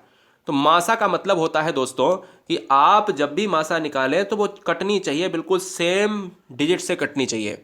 तो 3, 8, 15 का जो मासा होगा वो दोस्तों 1 हो जाएगा, और 8, 15, 32 का जो लासा होगा वो दोस्तों 480 हो जाएगा। बोले सर कैसे? तो 8 अगर 15 और 32 का लासा आप निकालोगे तो आप कैसे करोगे? 2 से ना काट कर मैं डायरेक्ट काटता हूँ 4 से। तो 4 दूनी 8, 15, 4 अट्ठे 32, फिर 4 से काटा, ये तो कट ही जाएगा। ये 15, 4 दूनी 8, फिर 2 से काट दिया, 15, 1, फिर 3 से काट दिया, फिर 5 से काट दिया। 4 छक्कू 16, दूनी 32 दिया। तो मैं कह सकता हूँ कि अगर 16 की बात करें, 4 छक्कू 16 दूनी 32 जो है, 32 की बात करेंगे और 15 से करेंगे, 15 दूनी 30, 15 तीन 45, 48 हो जाएगा। तो ये क्या है? यही दोस्तों मैंने आपको बच्चों की तरह बताया है कि जो लासा होती है उसमें सारे डिजिट लेने पड़ते हैं। तो 480 क्या हो जाएगा? लासा हो जाएगा। और हमें मासा में इतना ध्यान रखना है कि मासा एक ऐसा फैक्टर है जो हाईएस्ट कॉमन फैक्टर है, जिसमें सारी संख्याओं से भाग जाना चाहिए। क्वेश्चन नंबर लेते हैं 4। देखिएगा, अब की बार कह रहा है कि लासा निकालो। तो 1, 2, 5, 4 का क्या निकलेगा? अंश का निकलेगा इस बार लासा। अंश का लासा बटे हर का मासा अगर लासा निकालेंगे, और अगर मासा निकालेंगे तो अंश का मासा बटे हर का लासा, उल्टा होता है। तो अब हम इसका अगर निकालेंगे लासा तो ये हमारा हो जाएगा 2 दूनी 4, हम कहेंगे 5, 2 एकन 2, और हम कहेंगे 1 1, 2 दूनी 4 पंचे 20। क्या इसका 20 आएगा? आप कहोगे सर क्या इसका 20 आएगा? तो मैं कहूँगा 2 दूनी 4 पंचे 20, मतलब इन डिजिट का जो है ऊपर का ये 20 आ जाएगा। अब इनका आपको निकालना है क्या? मासा। अब इनका आपको मासा निकालना है। तो जब मासा आप निकालोगे तो देखिए 3 है, 9 है, 24 है। समझ लो, बहुत सारे बच्चे मासा में गलती करते हैं। तो संख्या देखो किससे कट रहा है, सारी संख्याएं कटनी चाहिए। 3 एकन 3, 3 त्रिका 9, 3 अट्ठे 24, 3 नम 27, है ना। अब कोई भी ऐसी संख्या नहीं है जो नहीं कटेगी, तो मतलब मासा हो गया 3। तो हमारा जो 20/3 है यही आंसर हो जाएगा। आंसर हमारा ऑप्शन नंबर सी में दिया गया है। ठीक है, ऑप्शन नंबर सी में दिया गया है। हर का क्या हो जाएगा? हर का मासा अंश का लासा, 20/3 आंसर ये हो गया। 5वां नंबर देखिए, वह छोटी से छोटी संख्या ज्ञात कीजिएगा जो 14, 21, 24, 27 से पूरी तरीके से विभाजित हो जाए। विभाजित कर लीजिए, जो इतने इतने से विभाजित हो जाए। 14, 21, 24, 27। अब देखो 14 है, 21 है, 24 है, 27। अगर इनकी बात अगर की जाए तो इनका आपको क्या कर लेना है? इनका आपको मैं बहुत अच्छे से आपको बता देता हूँ। आपको अगर मेरी राइटिंग नहीं समझ में आ रही तो बहुत अच्छे से बिल्कुल बच्चों की तरह बताता हूँ। देखिए, आप पहले वीडियो को रोक के इस क्वेश्चन का जो है जवाब आप बताइए। अच्छा, आपको मैं हिंट देता हूँ कि आपको जब छोटी से छोटी संख्या कही जाए तो इन सभी संख्याओं का 14, 21, 24, 27 का एलसीएम निकाल लो और वही उसका आंसर हो जाएगा। निकालो फटाफट, निकालो फटाफट। नहीं निकाल पा रहे हो तो समझिए कि 14, 21, 24, 27 में आप 2 से काटेंगे, 2 सत्ते 14, 21 को वैसे ही 2 12, 2 27, है ना। फिर काटेंगे, इस तरीके से काटते काटते हमें इस तरीके की संख्याओं में एक एक ले आना है। अब हम देखते हैं कि 2 गुणे 2 गुणे 2 गुणे 3 गुणे 3 गुणे 3 गुणे 3 गुणे 7। तो हम कहते हैं कि भाई 1 2 3 1 2 3 1 2 3 4 1 2 3। यहाँ पर कोई भी संख्या थोड़ी सी गड़बड़ कर रही है, थोड़ी सी गड़बड़ कर रही है। कौन सी गड़बड़ कर रही है? गड़बड़ ये 3 थोड़ा सा डिजिट में ज़्यादा आ गया है, यहाँ से कटना थोड़ा सा गड़बड़ हो गया। कोई बात नहीं, यहाँ पर क्या है? 3 बार 3 है, 2 बार 2 है। 2 दूनी 4 दूनी 8 3 24, 3 त्रिका 9 3 27। तो मैं ये कहूँगा कि भाई 1512 इनका आपस में गुणा तो करना ही पड़ेगा। अब गुणा तो एग्जाम हाल में कोई भी संख्या भाई डिजिट हो जाती है उसके लिए हम थोड़ी ना आएंगे, गुणा तो आपको करना पड़ेगा। तो ये डिजिट वाला जो आंसर है ना वो किसके साथ चला जाएगा, ऑप्शन नंबर ए के साथ चला जाएगा। प्रॉफिट एंड लॉस में क्वेश्चन बहुत आता है जिसमें आपको बहुत परेशान करता है, बहुत छोटा सा क्वेश्चन होता है, देखना कितना आसान है। ये एक मैच की कीमत 750 रुपये थी, 4% की हानि पर बेची गई, उसका विक्रय मूल्य क्या है, विक्रय मूल्य क्या होगा। तो बहुत सिंपल है कि देखिए 750 लिखिएगा आप, 750 है, 4% की हानि हुई। मैंने कहा मुझे हानि वैसे नहीं लगाएंगे, मैं डायरेक्ट बच्चों की तरह लगा देता हूँ। हानि हुई, मैंने कहा 0 से 0 काटा, मैंने कहा 2 पंचे 10, 2 दूनी 4 से काटा, 5 यानी कितना हो जाएगा, 5 एकन 5 है ना बच्चों की तरह, 2 बचा 25 हुआ, 5 25, तो 15 दूनी 30 क्या आ जाएगा, इसको काट पीट के आ जाएगा। ठीक है, तो हमसे कह रहा था हानि, भाई हानि तो निकाली है। तो 750 में अगर मैं 30 घटा देता हूं तो हमारे पास कितने बचेंगे बताइएगा, हमारे पास कितने बचेंगे। इसमें ऑप्शन गलत है, इसमें ऑप्शन गलत है, अभी ऑप्शन में दे दूंगा। तो यहां पर आंसर क्या हो जाएगा, 720 हो जाएगा। अब देखिए यहां पर देखिएगा ऑप्शन गलत हो गए थे, माफी चाहेंगे। 750 लिखिएगा, 4% की हानि हुई, प्रतिशत हटाएंगे बटे 100 लगेगा, प्रतिशत जब हटाएंगे तो बटे 100 लगता है। तो 750 गुणे 4 बटे 100, 30 की हानि हुई, 750 माइनस 30 बराबर 720 आंसर हो जाएगा, ऑप्शन जाएगा किसके साथ, बी के साथ। नहीं समझ में आया, चलिए क्वेश्चन कर लेते हैं दूसरा। कोई व्यक्ति एक साइकिल 1400 रुपये में खरीदता है, 15 हानि पर बेच देता है। 14 रुपये में खरीदता है, 15 की हानि पर बेच देता है, बताइएगा जवाब क्या होगा। बताइए दोस्तों उसका जवाब क्या होगा, कमेंट कीजिएगा। कोई भी व्यक्ति एक साइकिल 1400 रुपये में खरीदता है, 15 की हानि पर बेच देता है, उसका विक्रय मूल्य क्या होगा। तो देखिए बहुत सिंपल सी बात है कि अगर मैं इसको करूं तो बहुत आसान है, वही वाला आपको लॉजिक लगाना है कि अगर 1400 में अगर कोई भी साइकिल है, 15% की हानि हटाएंगे और इसको 100 लगाएंगे, परसेंट हटाएंगे, 100 लगाएंगे, 0 से 0, 0 से 0। अब क्या करेंगे भाई, 15 चक्कू 60 होता है, 15 एकन 15, 16 17 18 19 20 21, 210 रुपये आ जा रहा है, ये 210 रुपये आ जा रहा है। तो हम ये कहेंगे कि भाई हानि हुई है ना, हानि हुई है। तो 1400 रुपये की जब खरीदी थी तो 210 रुपये को मैंने हटा दिया, तो बताओ हानि कितनी हुई। तो आप ये कहोगे कि भाई 1190 हो जाएगा, 1190 हो जाएगा। आंसर किसके साथ जाएगा, ऑप्शन नंबर ए के साथ चला जाएगा। सिंपल सी बात समझिएगा, बहुत लॉजिक के साथ बता रहा हूँ, चीज़ें गलत नहीं होनी चाहिए। ठीक है, चीज़ें गलत नहीं होनी चाहिए। चलिए भैया बताइए अगला क्वेश्चन। अगला क्वेश्चन क्या है उससे पहले बता दूं कि 1400 15 की हानि पे 100 210 आया था, 1400 में से 210 घटाया, 1190 आ गया। अगला क्वेश्चन नंबर 3 बहुत अच्छा क्वेश्चन है, पूछा जाता है एग्जाम में, बच्चे परेशान रहते हैं कि भाई बट्टा वाले क्वेश्चन भी बता दो। बट्टा वाला भी ले लीजिए भाई कॉन्सेप्ट, बट्टा वाला भी कॉन्सेप्ट ले लीजिएगा। बता रहा हूं आपको कि 20%, 25% बाद 10% के 3 क्रमिक बट्टे दिए गए हैं। अब 3 अगर बट्टे दिए गए हैं तो आपको कुछ नहीं करना है, 100 अपने पास से लेना है, इंटू लगाना है। 20% जब भी बट्टा हो, ये बट्टा कर लीजिए, बट्टा जब भी कोई बट्टा दिया हो तो उसमें आप 100 से घटा दीजिएगा। तो 100 से अगर 20 घटाएंगे तो 80 आएगा, तो 80 बटे 100 कर देंगे।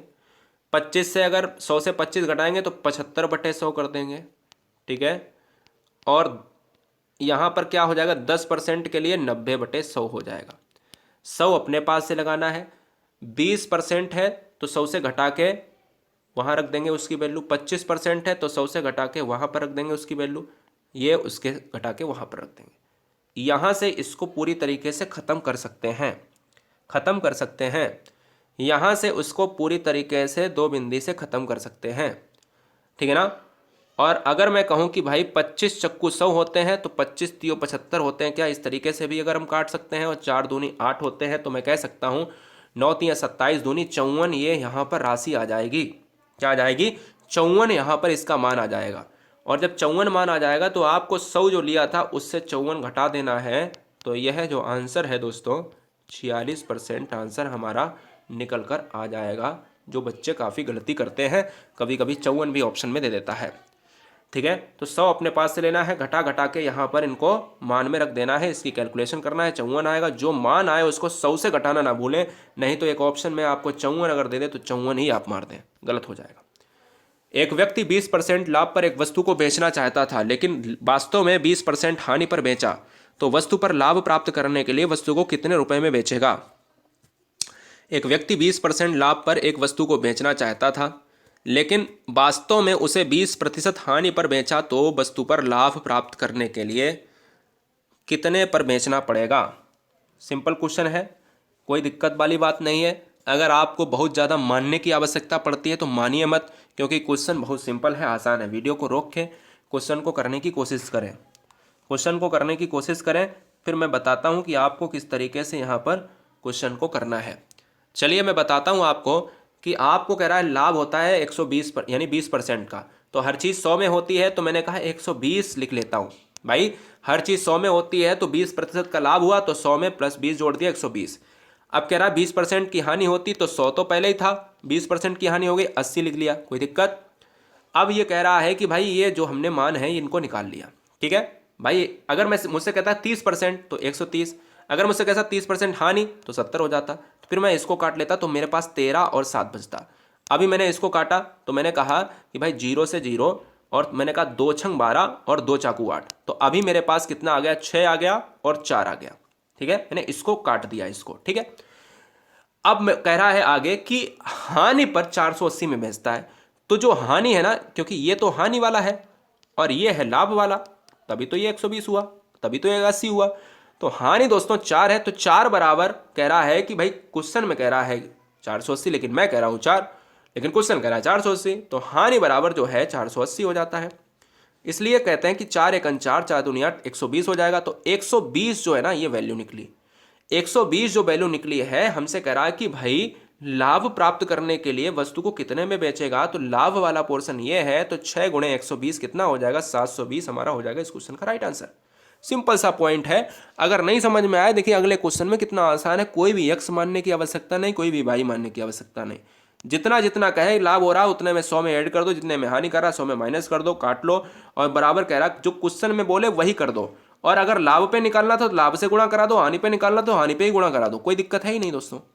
अब जैसे क्वेश्चन नंबर कह रहा है 5वां, देखिए बहुत आसान है, अभी आपको समझ में आ जाएगा। कह रहा है कि एक घड़ी को 1140 रुपए में बेचने पर 5% की हानि होती, 5% लाभ कमाने में कितने में उसे बेचना पड़ेगा। अगर मैं कहता हूं कि भाई 5% की हानि, ध्यान दीजिएगा, अगर मुझसे ये कहता है कि 5% की हानि, तो मैं ये कहता हूं कि 5% की हानि जो हुई है वो 100 में 95 हो जाएगी, ये हानि है। और कह रहा है कि भाई 5% का लाभ, तो ये 105 हो जाएगा। क्या दिक्कत है कोई, नहीं ना। अब मैं कहता हूं कि भाई यहां पर देखा जाए तो 5 को काटूंगा तो 19 पना 95, और 5 को काटूंगा तो ये 21 हो जाएगा, 21 है ना। 21 पंचे कितने होते हैं, 5 एकन 5, 5 दूनी 10, काटोगे तो 19 और 21 ही तो निकलेंगे।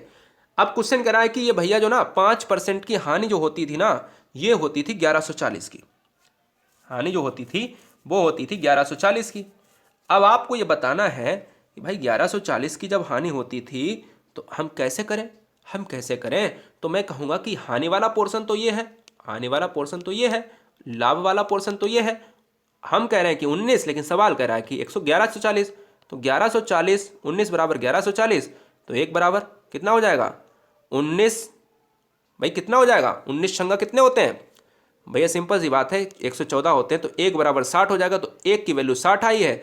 मुझसे कह रहा है कि कितने में लाभ कमाने में बेचना पड़ेगा। तो 60 को अगर मैं 21 से गुणा गुणा कर देता हूं तो मेरे हिसाब से 6 एकन 6, 6 दूनी 12, ये 1260 ही तो आ जाएगा, ये 1260 ही तो। बिल्कुल बच्चों की तरह समझाने की कोशिश करिए। देखिए 5% की हानि हुई 95 मान लिया, 5% का लाभ हुआ 105 मान लिया, ये काट के 19 और 21 में कर दिया। और दोस्तों कह रहा है कि सवाल कह रहा है 1140 में हानि हुई, तो 19 बराबर 1140, एक बराबर यहाँ पर 60 आ जाएगा। और 60 को लाभ कमाने के लिए मैंने 21 से गुणा किया, मल्टीप्लाई किया, मल्टीप्लीकेशन का जो मान आया 1260 आ जाएगा। सिंपल सी बात है। क्वेश्चन और आपके स्क्रीन पर है कि क्रय मूल्य विक्रय मूल्य 8:9 के अनुपात में एक नया कॉन्सेप्ट है। इस नए कॉन्सेप्ट को कतई नजरअंदाज ना करें। बहुत अच्छा क्वेश्चन है, एग्जाम में पूछा जाता है, बहुत अच्छा क्वेश्चन है।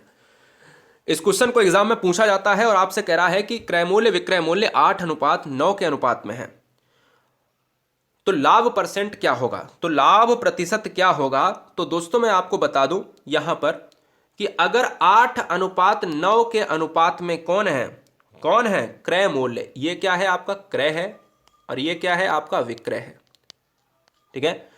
पहले पेन से समझाता हूं फिर बाद में टाइपिंग से समझाता हूं, ध्यान दीजिए। तो हमेशा आपको क्या याद रखना है कि इसके बीच का डिफरेंस लेना है। इसके बीच का डिफरेंस कितना है, 1 है, और भाग क्रय मूल्य से हमेशा देना है, तो 8 और इंटू 100 अपने पास से लगाना है।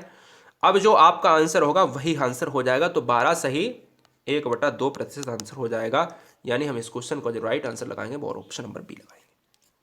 समझ लीजिएगा कि क्रय मूल्य और विक्रय मूल्य आपको छांटना पड़ेगा कि सवाल में क्रय मूल्य कौन सा है, विक्रय मूल्य कौन सा है। क्रय मूल्य 8 है, विक्रय मूल्य 9 है, दोनों के बीच का यहाँ पर डिफरेंस कितना है, याद रखिए डिफरेंस याद रखना है 1 है।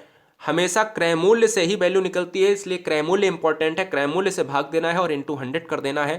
ठीक है, ये भी आपको याद रखना है, ये भी आपको याद रखना है। और आपको जब काटोगे 100 को 8 से, तो हम ये कह सकते हैं आसानी से इसको हम यहाँ पर सरल कर सकते हैं, 12 सही 1/2% आंसर के साथ ऑप्शन नंबर बी को लॉक करके। नहीं समझ में आया, समझ लीजिएगा, इससे भी समझ में आ जाएगा। बिल्कुल सेम क्वेश्चन है, बिल्कुल सेम क्वेश्चन है, आप ये ना घबराएं कि इसमें अनुपात नहीं है, बिल्कुल सेम है। एक वस्तु का क्रय मूल्य 8,000 है, इसे 9600 रुपये में बेचा गया। अगर कोई भी वस्तु है वो 8,000 के मूल्य पर है और इसको 9600 में बेचा गया, 9600 में जब बेचा जाता है तो हम क्या 80 और 90 के उसमें ले सकते हैं क्या, 80 और 90? अगर नहीं लेना चाहते तो आप इस तरीके से ले लो कि 8,000 है और ये 9600 में बेचा जाता है। डिफरेंस कितना है दोस्तों भाई, क्रय मूल्य 8,000 है तो क्रय मूल्य मैंने ऊपर लिखा, और विक्रय मूल्य क्या है, ये है क्योंकि बेचा जा रहा। तो 8,000 और 9600 के बीच में कितना डिफरेंस है, आप कहोगे सर 1600, और 1600 बटे में क्या लेते हैं, हमेशा क्रय मूल्य लेते हैं, तो मतलब 8,000 लेते हैं।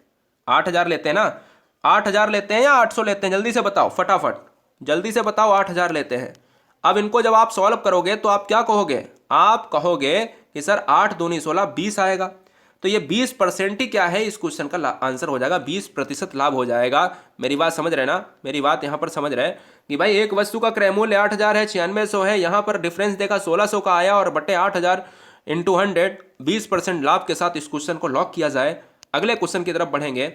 8 नंबर बहुत आसान है, 60 अंडों का क्रय मूल्य। अब की बार आप मात खा जाओगे, इस क्वेश्चन में मात खा जाओगे, क्योंकि आप अगर क्रय मूल्य और विक्रय मूल्य निकालने में डाउट पैदा करते हो तो ये क्वेश्चन आपके लिए कहीं ना कहीं दिक्कत पैदा कर सकते हैं। ये क्वेश्चन आपके लिए कहीं ना कहीं दिक्कत पैदा कर सकते हैं। क्वेश्चन आपसे क्या कह रहा है, कह रहा है देखिएगा, आपसे कह रहा है कि 60 अंडों का क्रय मूल्य, 60 अंडों का क्रय मूल्य 75 अंडों के विक्रय मूल्य के बराबर है।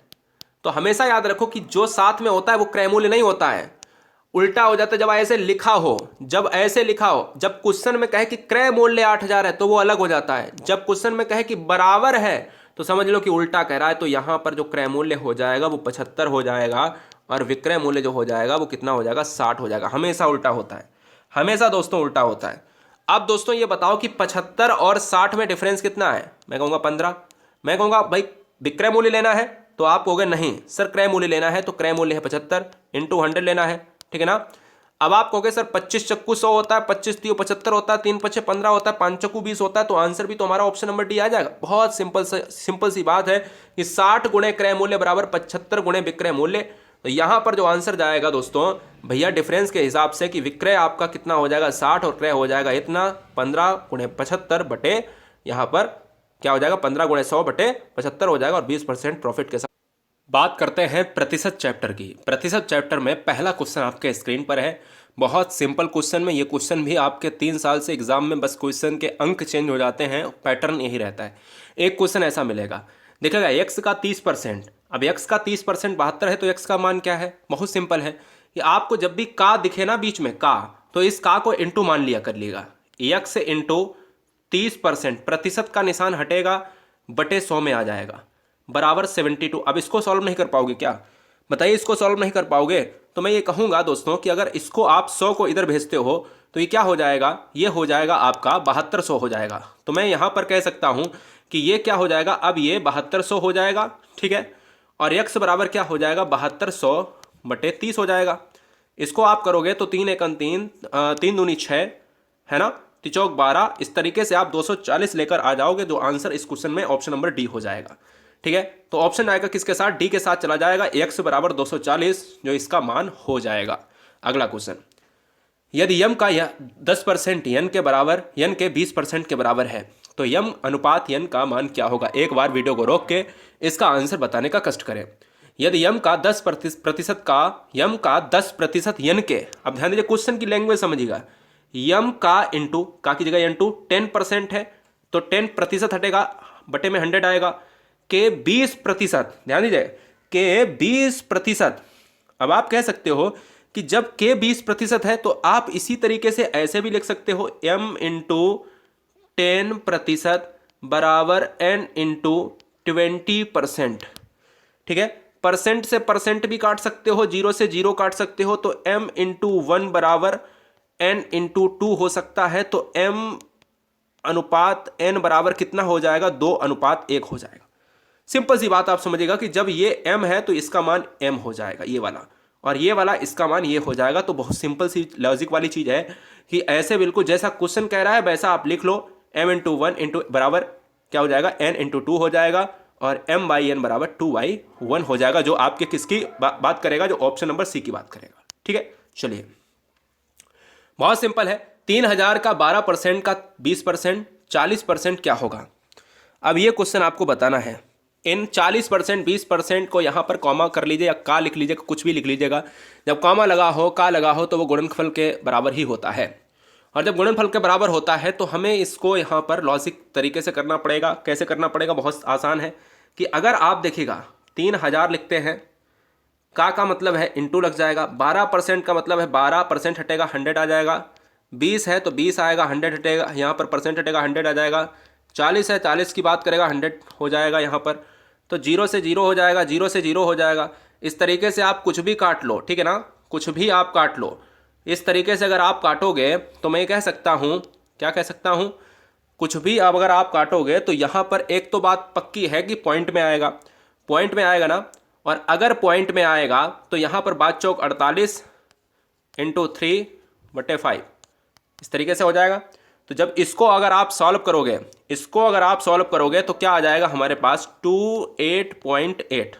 अब 28.8 का मतलब है कि यहाँ पर समस्या ये आ रही कि ऑप्शन नंबर जाएगा डी के साथ। अब ऑप्शन में किस तरीके से होते हैं, अगर 29 दिया होता, अगर 25 दिया होता, 26 दिया होता, 46 दिया होता, तो हमें आंसर क्या लगाना पड़ता है, यहाँ पर ऑप्शन जाएगा ए के साथ, है ना। एग्जैक्ट वैल्यू पूछी तो डी आंसर हमारा हो जाएगा। आप इस तरीके से भी कैलकुलेशन कर सकते हो, क्या है, आप इस तरीके से भी कैलकुलेशन कर सकते हो आसानी से। चलिए अगला पॉइंट, 160 का 40%, बहुत आसान है। 160 का 40%, 40% है ना, 40% हो गया, प्लस ये है इंटू 20% आप ले लीजिएगा। क्या आप 20% ले सकते हो, बिल्कुल यहाँ पर परसेंटेज है, ठीक है ना, और बराबर 320 इंटू 30/100। क्या आप इसको सॉल्व नहीं कर सकते, बहुत आसान है। अगर इसको सॉल्व करोगे तो ये हमारा बनेगा बिल्कुल ऐसा ही, सिंपल सी बात है ना, ऐसा ही बनेगा। और जब ऐसा बनेगा तो हम ये कह सकते हैं कि भाई जीरो से जीरो उड़ा दीजिएगा, जीरो से जीरो उड़ा दीजिएगा, और जब जीरो से जीरो उड़ाओगे तो अगर इसको सरल करोगे तो इस भाग में ये पूरा चेंज हो जाएगा, और जब इस भाग में चेंज हो जाएगा तो हमें इसकी वैल्यू निकालनी है, किसकी, हमें इसकी वैल्यू निकालनी है। और जब इसकी वैल्यू निकालेंगे तो ये वाली जो पोजीशन है यहाँ से जाके माइनस हो जाएगी, सब्सट्रैक्ट हो जाएगी, और जब हमारा आंसर आएगा तो 160 हो जाएगा। तो ऑप्शन जाएगा किसके साथ, सी के साथ। आसान क्वेश्चन बहुत होता है, बस परसेंटेज हटा के आपको बटे में 100 लगाना है, कुछ भी नहीं करना होता है, बहुत आसान होता है। क्योंकि कैलकुलेशन कहीं ना कहीं हम नहीं कराने आएंगे, या आपका कोई भी टीचर नहीं कराने आएगी, या कोई बुक्स नहीं आप ले जा सकते, कैलकुलेशन खुद करनी पड़ेगी। क्वेश्चन नंबर 5 से एक लॉजिक वाला क्वेश्चन जरूर पूछा जाता है। देखिएगा, यदि किसी भिन्न का अंश, माना कि वो भिन्न क्या है, माना कि वो भिन्न हमेशा 100 में रहती है। देखिए हमेशा कोई भी परसेंट का क्वेश्चन होता है वो नीचे भी 100 ऊपर भी 100 रहता है। और अगर मैं आपको बता दूं कि कोई भिन्न होगी तो वो एक्स बाई वाई के फॉर्म में होगी, और अगर कोई भिन्न एक्स बाई वाई के फॉर्म होगी तो वो 100 में अगर देखा जाता है प्रतिशत, तो अंश को 12% बढ़ा दिया, तो 100 से अंश को हमने क्या बढ़ा दिया, 112 कर दिया, 112 कर दिया। तो मैं कह सकता हूं कि यक्स भिन्न थी, 112 कर दिया। बाई भिन्न यानी बाई हर था, तो हर कितना कर दिया भाई, किसी भिन्न का अंश 12% बढ़ा दिया, हर में 2% घटा दें, तो 100 से 2% घटा दिया तो 98 हो जाएगा। और ये भिन्न कितनी हो जा रही, 6/7 हो जा रही। तो ये भिन्न अब जो है 6/7 हो जा रही है, 6/7 हो जा रही है।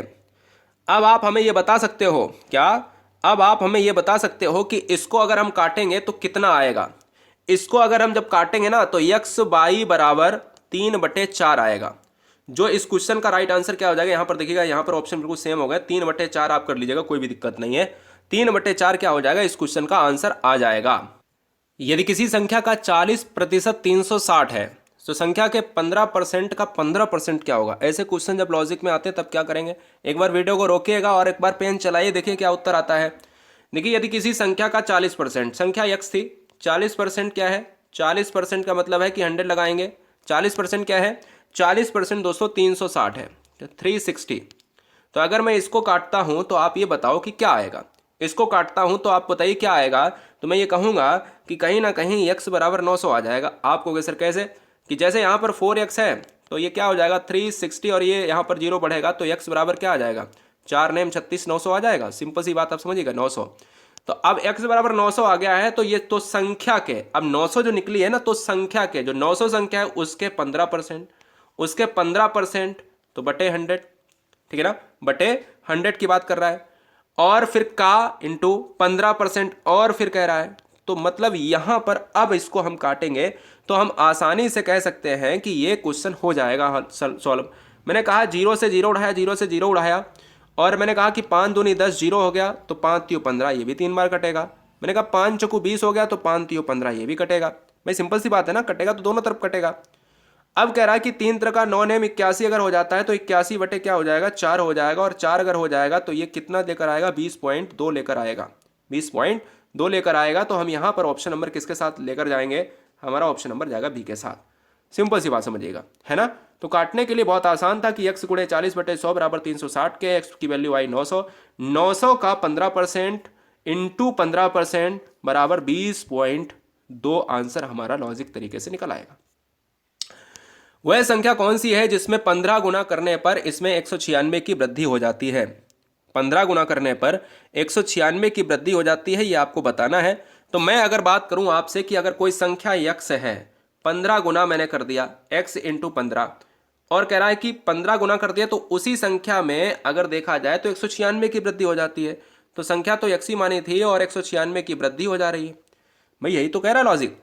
और 15x ये हो ही जा रहा, इधर वाला x इधर घट जाएगा आके, ठीक है। तो ये 196 में हो जाएगा, और 196 में जब हो जाएगा तो ये 14x हो जाएगा, 14x 196 हो जाएगा। और x बराबर कितना हो जाएगा, 14 एकन 14 और 14 चक्कू 56। आंसर किसके साथ जाएगा, ऑप्शन नंबर डी के साथ चला जाएगा। बिल्कुल एकदम बच्चों की तरह अगर आप कैलकुलेशन करते हो ना, तब भी आंसर हमारा बिल्कुल गलत नहीं हो सकता है। कोई संख्या है 15 गुना था, उसमें अगर संख्या में 196 की वृद्धि हो गई, लॉजिक लगाया, आंसर आया, ऑप्शन नंबर जाएगा डी के साथ। जनसंख्या वाले क्वेश्चन भी आपको करा देते हैं। अब जनसंख्या वाला क्वेश्चन क्या है कि किसी भी नगर की जनसंख्या 10% वार्षिक दर से बढ़ रही है। किसी भी नगर की जनसंख्या 10% वार्षिक दर से बढ़ रही है। तो ये बताइए वर्तमान जनसंख्या जो अगर दी गई है वो 1 लाख, इकाई, दहाई, सैकड़ा, हजार, 1000, लाख, बिल्कुल ठीक, 1 लाख।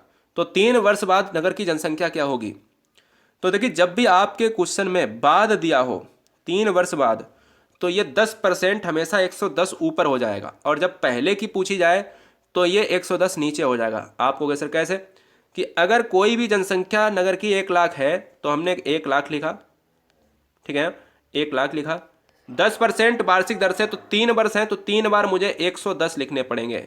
110/100, 110/100, ठीक है, 110/100। और अगर 3 वर्ष पहले होता तो यहां पर उल्टा हो जाता, 100 ऊपर 110 नीचे, 100 ऊपर 110 नीचे। 4 वर्ष होते तो 4 बार।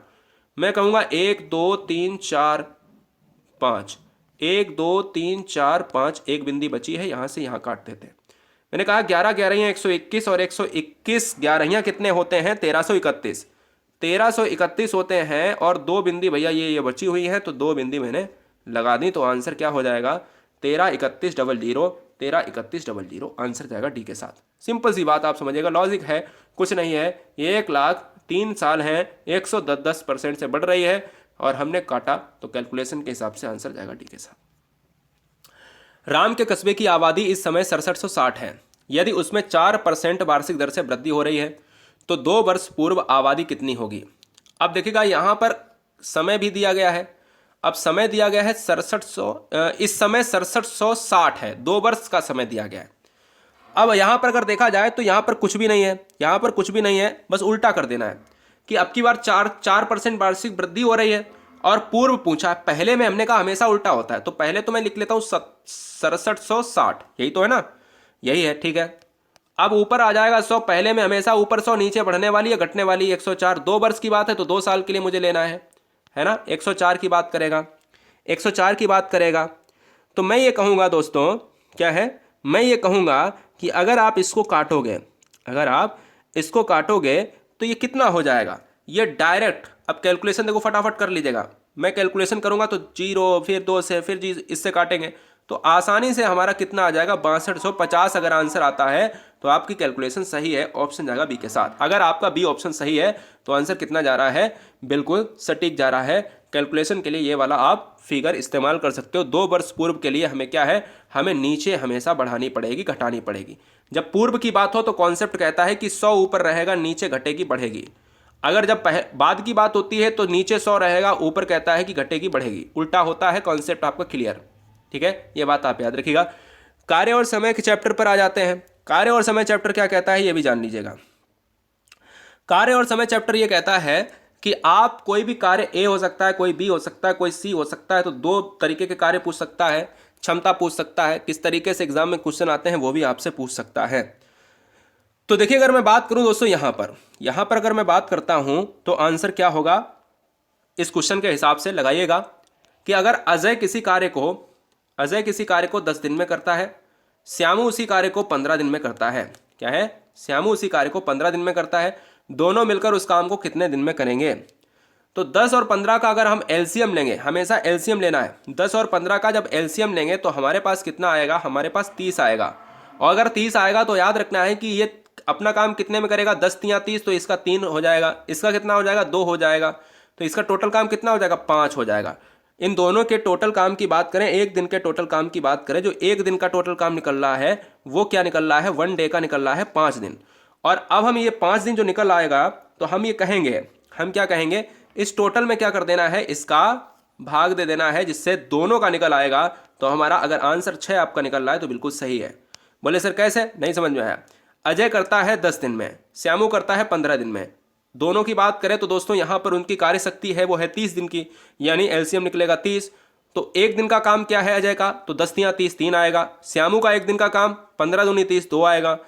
टोटल अगर देखा जाए दोनों का एक दिन का काम कितना निकलेगा, 5 निकलेगा। तो हमने कहा टोटल से हमें क्या कर देना है, हमें भाग दे देना है, तो हमारा जो है काम निकल आएगा, उस काम को कितने दिन में करेंगे, तो 6 दिन में फिनिश कर देंगे। मेरी बात समझ रहे हैं।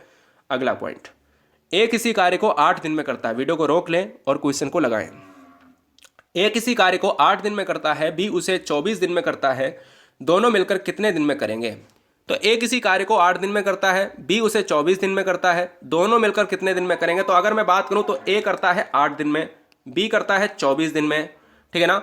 इनका एलसीएम कितना हो जाएगा, 24 हो जाएगा। ए का एक दिन का काम 3 हो जाएगा, 24 का भी एक दिन का काम 1 हो जाएगा, टोटल क्या हो जाएगा, 4 हो जाएगा। और जब 4 हो जाएगा तो इस 24 की बात करेंगे तो 4 की बात आएगी, तो 4 छंग 24 हो जाएगा। अभी तो आंसर ही नहीं आ रहा, अभी तो आंसर ही नहीं आ रहा, अभी तो आंसर नहीं आ रहा है। लेकिन इस क्वेश्चन के ऑप्शन में आंसर नहीं दिया है, इस क्वेश्चन के ऑप्शन में नहीं आंसर दिया, लेकिन मतलब आंसर सही है। आंसर क्या है, यहाँ पर होना चाहिए था। चलिए यहाँ पर देखिए, बिल्कुल टाइपराइटर ने क्या है सही कर दिया, कोई बात नहीं। ये देखिएगा, सिंपल सी बात है, लॉजिक वही लगेगा, आंसर हमारा 6 ही आएगा, वहाँ पर ऑप्शन में नहीं था, माफ़ी चाहेंगे। चलिए कोई बात नहीं, लगाइएगा। अब की बार मैं तीनों ले लेता हूँ, ए बी सी, इस बार मैं तीनों लेता हूं। कह रहा ए किसी कार्य को 10 दिन में करता है, वीडियो रोकिएगा, सवाल लगाएगा। ए किसी कार्य को 10 दिन में करता है, बी उसे 12 दिन में करता है, सी उसी कार्य को 15 दिन में करता है। तो दोस्तों बस 3 की बात है, एक परसेंट बढ़ जाएगा। ए करता है 10 दिन में, बी करता है 15 दिन में, और बी करता है 12 दिन में, है ना। बी करता है 12 दिन में और सी करता है 15 दिन में।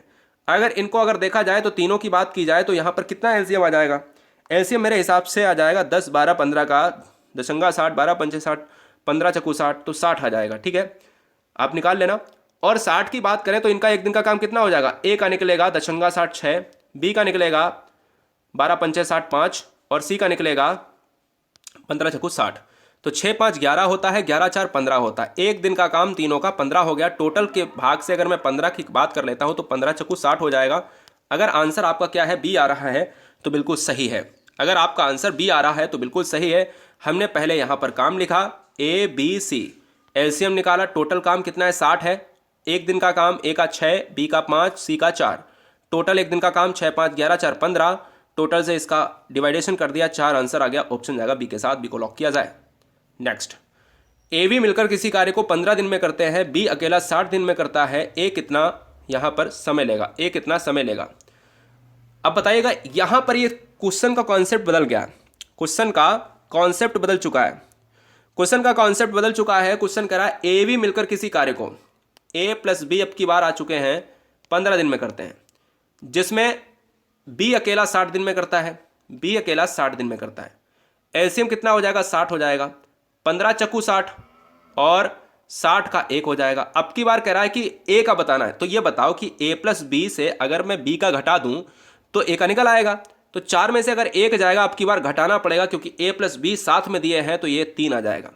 और ये जब 3 आ जाएगा तो टोटल से 60 में से अगर मैं 3 का भाग दे देता हूं तो यहां पर आंसर क्या आ जाएगा, 20 डेज। आंसर आसानी से आप देख सकते हो। तो हम ये कह सकते हैं ऑप्शन जाएगा किसके साथ, बी के साथ चला जाएगा। आप देख सकते हो कि ए बी का है 15 दिन का काम, ठीक है, बी का है अकेले 60 दिन का काम, ठीक है, दोनों का 60 हो गया।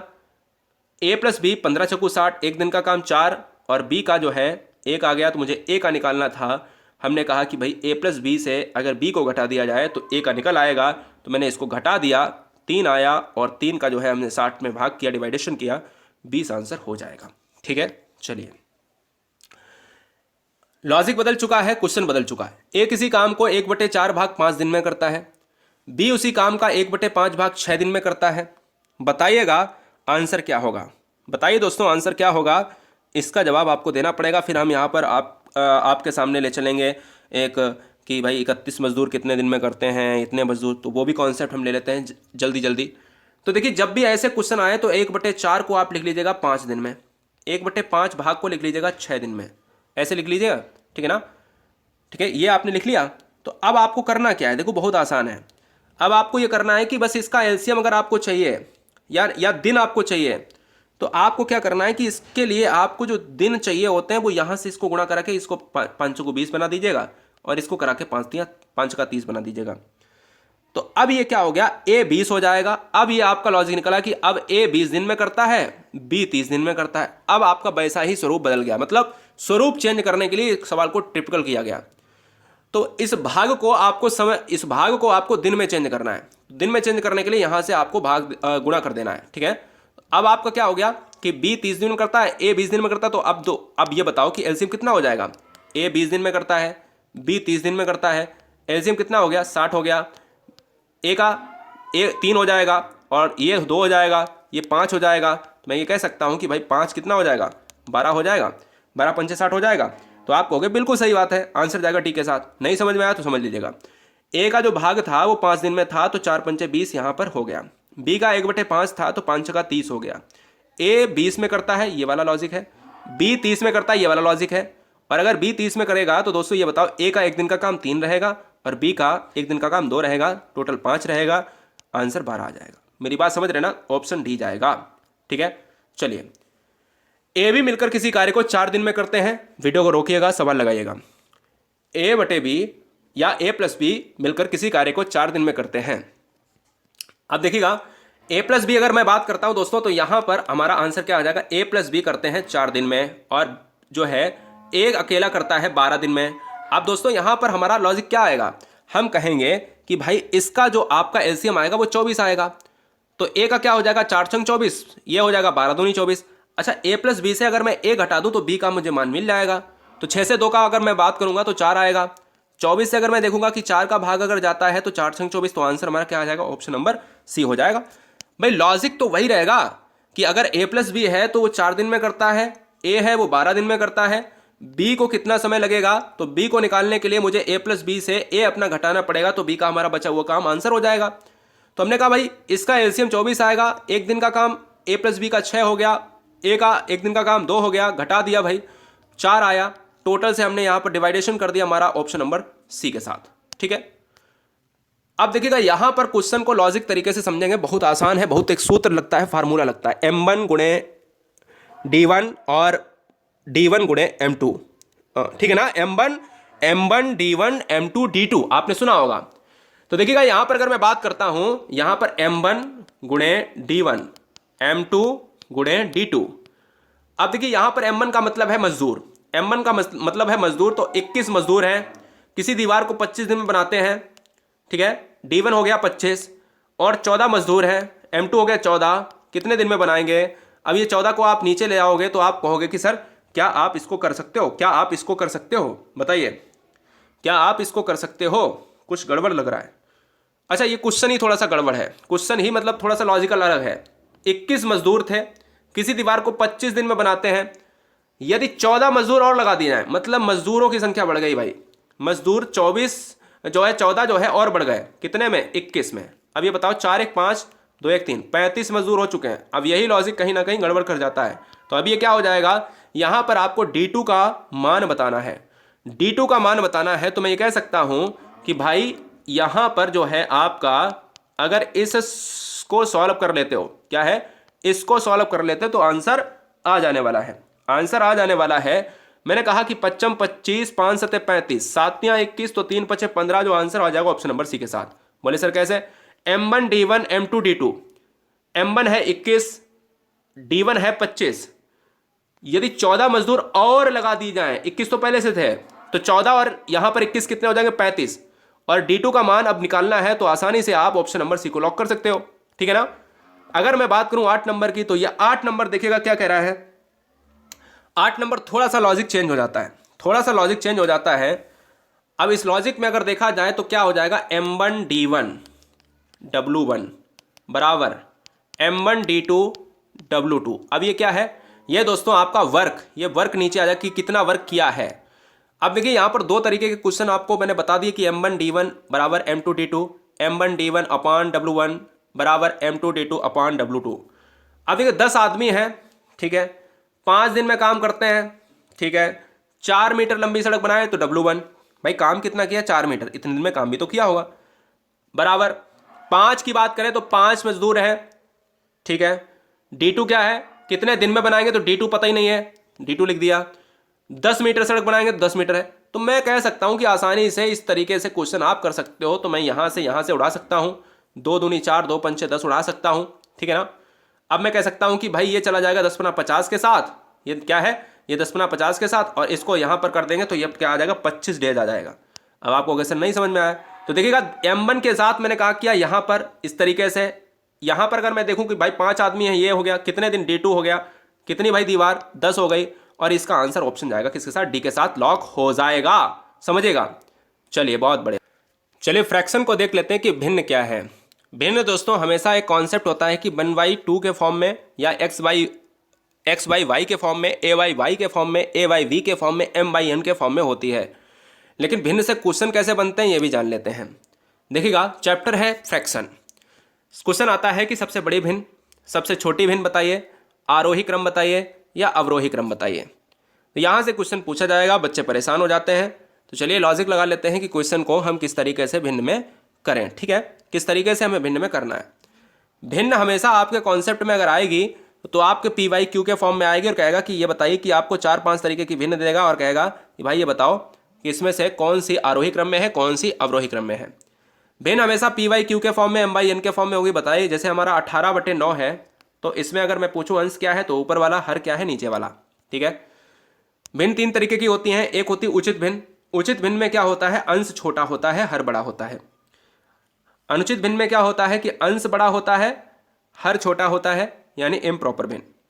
और मिश्रित भिन्न में क्या होता है कि आपके फ्रैक्शंस वाली भिन्नें दी गई होती हैं। एक क्वेश्चन लेते हैं, देखिए कॉन्सेप्ट समझ में आएगा, क्योंकि क्वेश्चन से ही डायरेक्ट एग्जाम में क्वेश्चंस बनते हैं, और क्वेश्चन से ही आपको समझ में आएगा कि अगर 2/9 है, 6/11 है, 3/7 है, 4/13 है, 7/9 है। आपने लॉजिक बहुत अच्छे तरीके से लगाए होंगे, लेकिन आपको मैं बताता हूं कि भिन्न का ये ट्रिक आपको कभी नहीं मिलेगा कहीं भी। आपसे कहता है कि भाई छोटी भिन्न बताइए, बड़ी भिन्न बताइएगा, तो आपको बहुत एकदम से बिना पेन उठाए आप सॉल्व कर सकते हो। अब आप काटने लग जाओगे तो ये क्वेश्चन गलत हो जाएगा, लेकिन निकलेगा भी, लेकिन देर से निकलेगा। सभी के बीच में कॉमा लगा है, ठीक है। अगर मैं आपसे बताऊं कि भाई इसका अगर लॉजिक आपको चाहिए तो समझिएगा, देखिएगा आपको अपने हिसाब से, चाहे आपको छोटी भिन्न निकालनी हो चाहे बड़ी भिन्न निकालनी हो, आपको अंश उठा लेना है, और अंश में सभी में 0 लगा देना है अपनी तरफ से। 2 को 60 20 बना दो, 6 को 60 बना दो, 3 को 30 बना दो, 4 को 40 बना दो, 7 को 70 बना दो। और हर में छेड़छाड़ नहीं करनी है, हर में छेड़छाड़ नहीं करनी है दोस्तों, कतई नहीं करनी है। ठीक है, आपको काटने की आवश्यकता भी नहीं है कि आपको पॉइंट दशमलव तक काटना पड़े।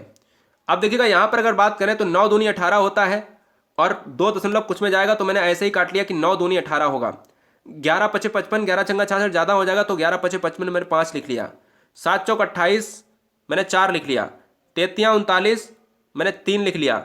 9 9 7 63, 9 8 72 ज़्यादा हो जाएगा, मैंने 7 लिख लिया। अब आप समझ सकते हो कि इसमें संख्या कौन सी छोटी है, तो संख्या छोटी है ये वाली। ये किसके सामने, ये किसके सामने, ये 2/9 इसकी सबसे छोटी संख्या है।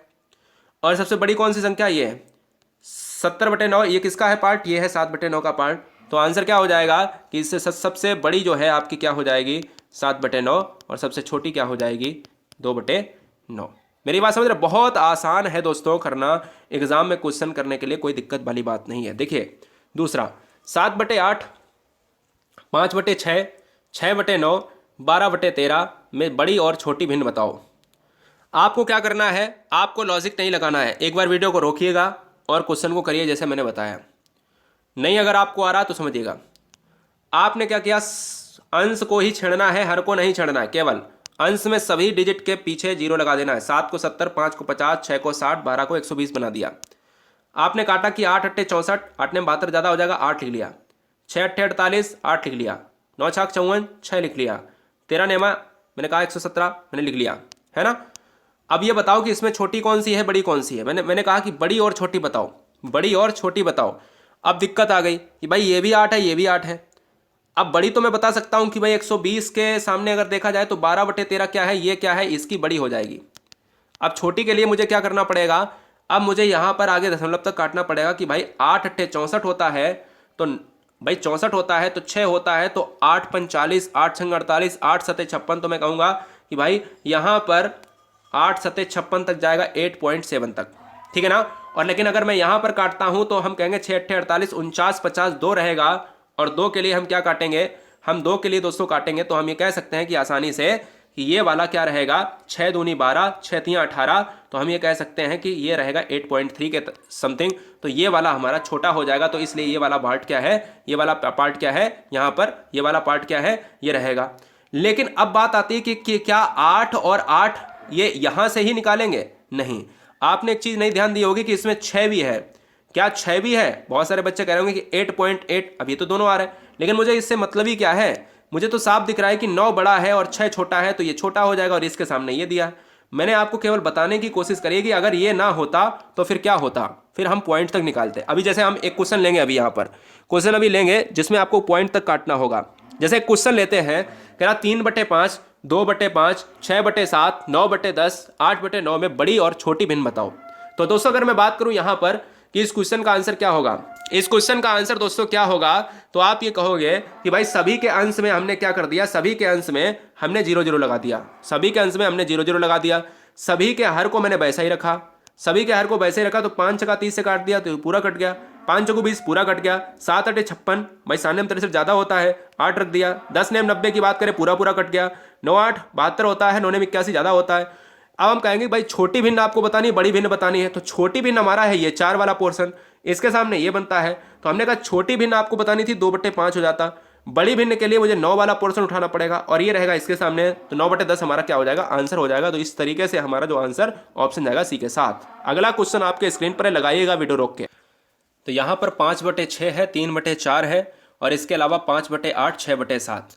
अब इसमें भिन्न बतानी है, छोटी वाली बतानी है केवल। अब देखिए अगर मैं यहाँ पर सॉल्व करता हूँ आपके सामने, 50/6 हो जाएगा, 30/4 हो जाएगा, 50/8 हो जाएगा, 60/7 हो जाएगा। तो आप यही कहोगे कि भाई इस तरीके से अगर क्वेश्चन आता है तो मैं कहूँगा कि भाई यहाँ पर देखिएगा कितना हो जाएगा, 6 अट्ठे 48 हो जाएगा, तो 8 6 अट्ठे 48, 49 50 51, तो हम कहेंगे कि 8.3 आ जाएगा। 4 अट्ठे 32, तो हम कहेंगे 4 सते 28, तो 7 बार जाएगा, है ना।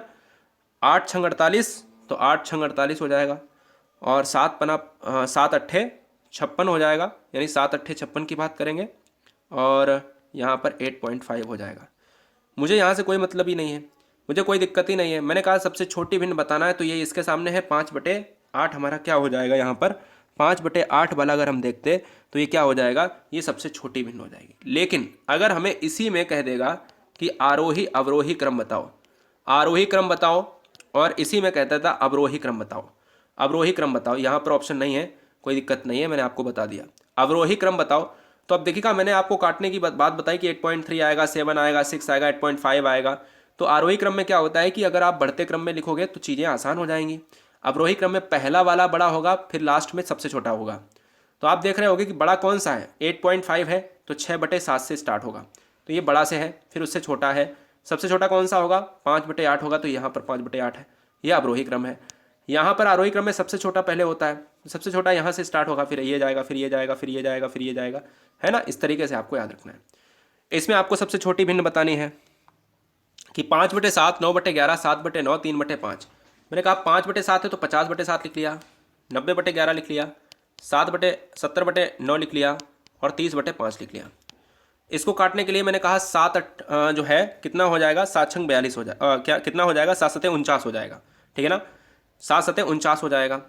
इसके लिए हमने कहा 11×8 88 हो जाएगा। इसके लिए क्या हो जाएगा, 9×7 63 हो जाएगा। इसके लिए 5×6 हो जाएगा। अब बताइए सबसे छोटी कौन सी है। जब 5×6 है तो 6 डिजिट कम है। 30/5 किसका मान है, 3/5 का है, तो आंसर किसके साथ जाएगा, ऑप्शन नंबर बी के साथ। मेरी बात समझ रहे ना। हर में कुछ नहीं करना है, अंश में आपको 0 0 बढ़ा लेना है, और जब 0 0 बढ़ा लेना है दोस्तों, तो आपको याद रखना है कि वहाँ पर सबसे छोटा डिजिट है ये, और सबसे छोटा जब डिजिट ये है तो इसके साथ हमारा ऑप्शन जाएगा किसके साथ, 3/5 वाले के साथ, ठीक है, 3/5 वाले के साथ चला जाएगा। तो ये बात आपको याद रखनी है। एक क्वेश्चन आपको देते हैं होमवर्क में लिए, इसको अवरोही क्रम में आपको लिखना है।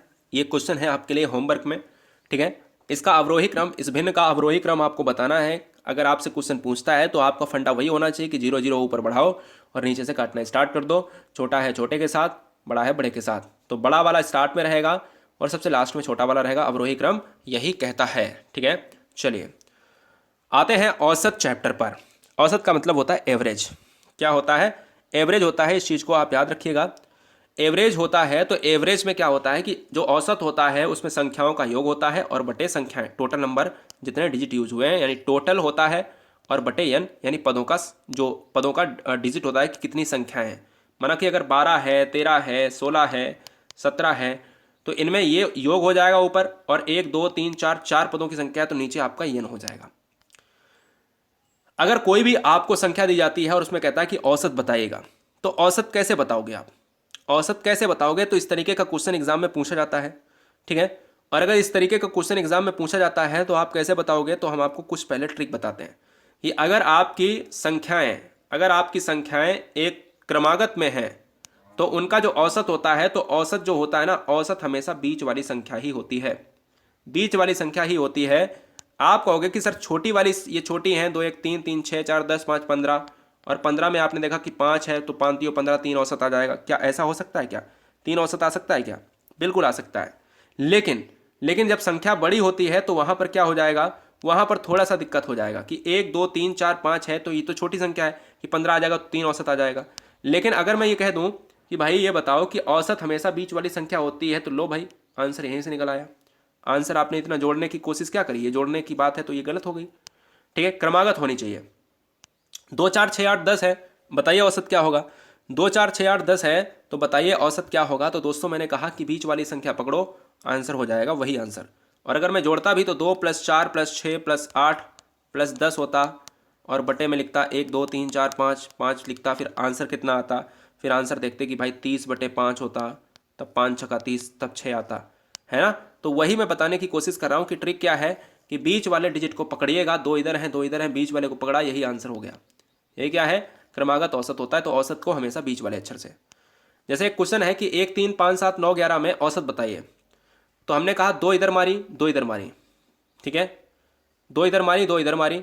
अब बताओ कि अब संख्या में कौन सा औसत होगा। 1 3 5 7 9 11 छोड़ो, 1 3 5 7 9 11 छोड़ो, यहाँ पर कह रहा है कि 1 3 5 5 7 9 में अब बताओ औसत क्या होगा। तो मैंने कहा 2 इधर मारी 2 इधर मारी, तो आंसर क्या हो गया, 5 हो गया। अभी सब कुछ बताऊंगा, 11 तक 13 तक सब कुछ बताऊंगा।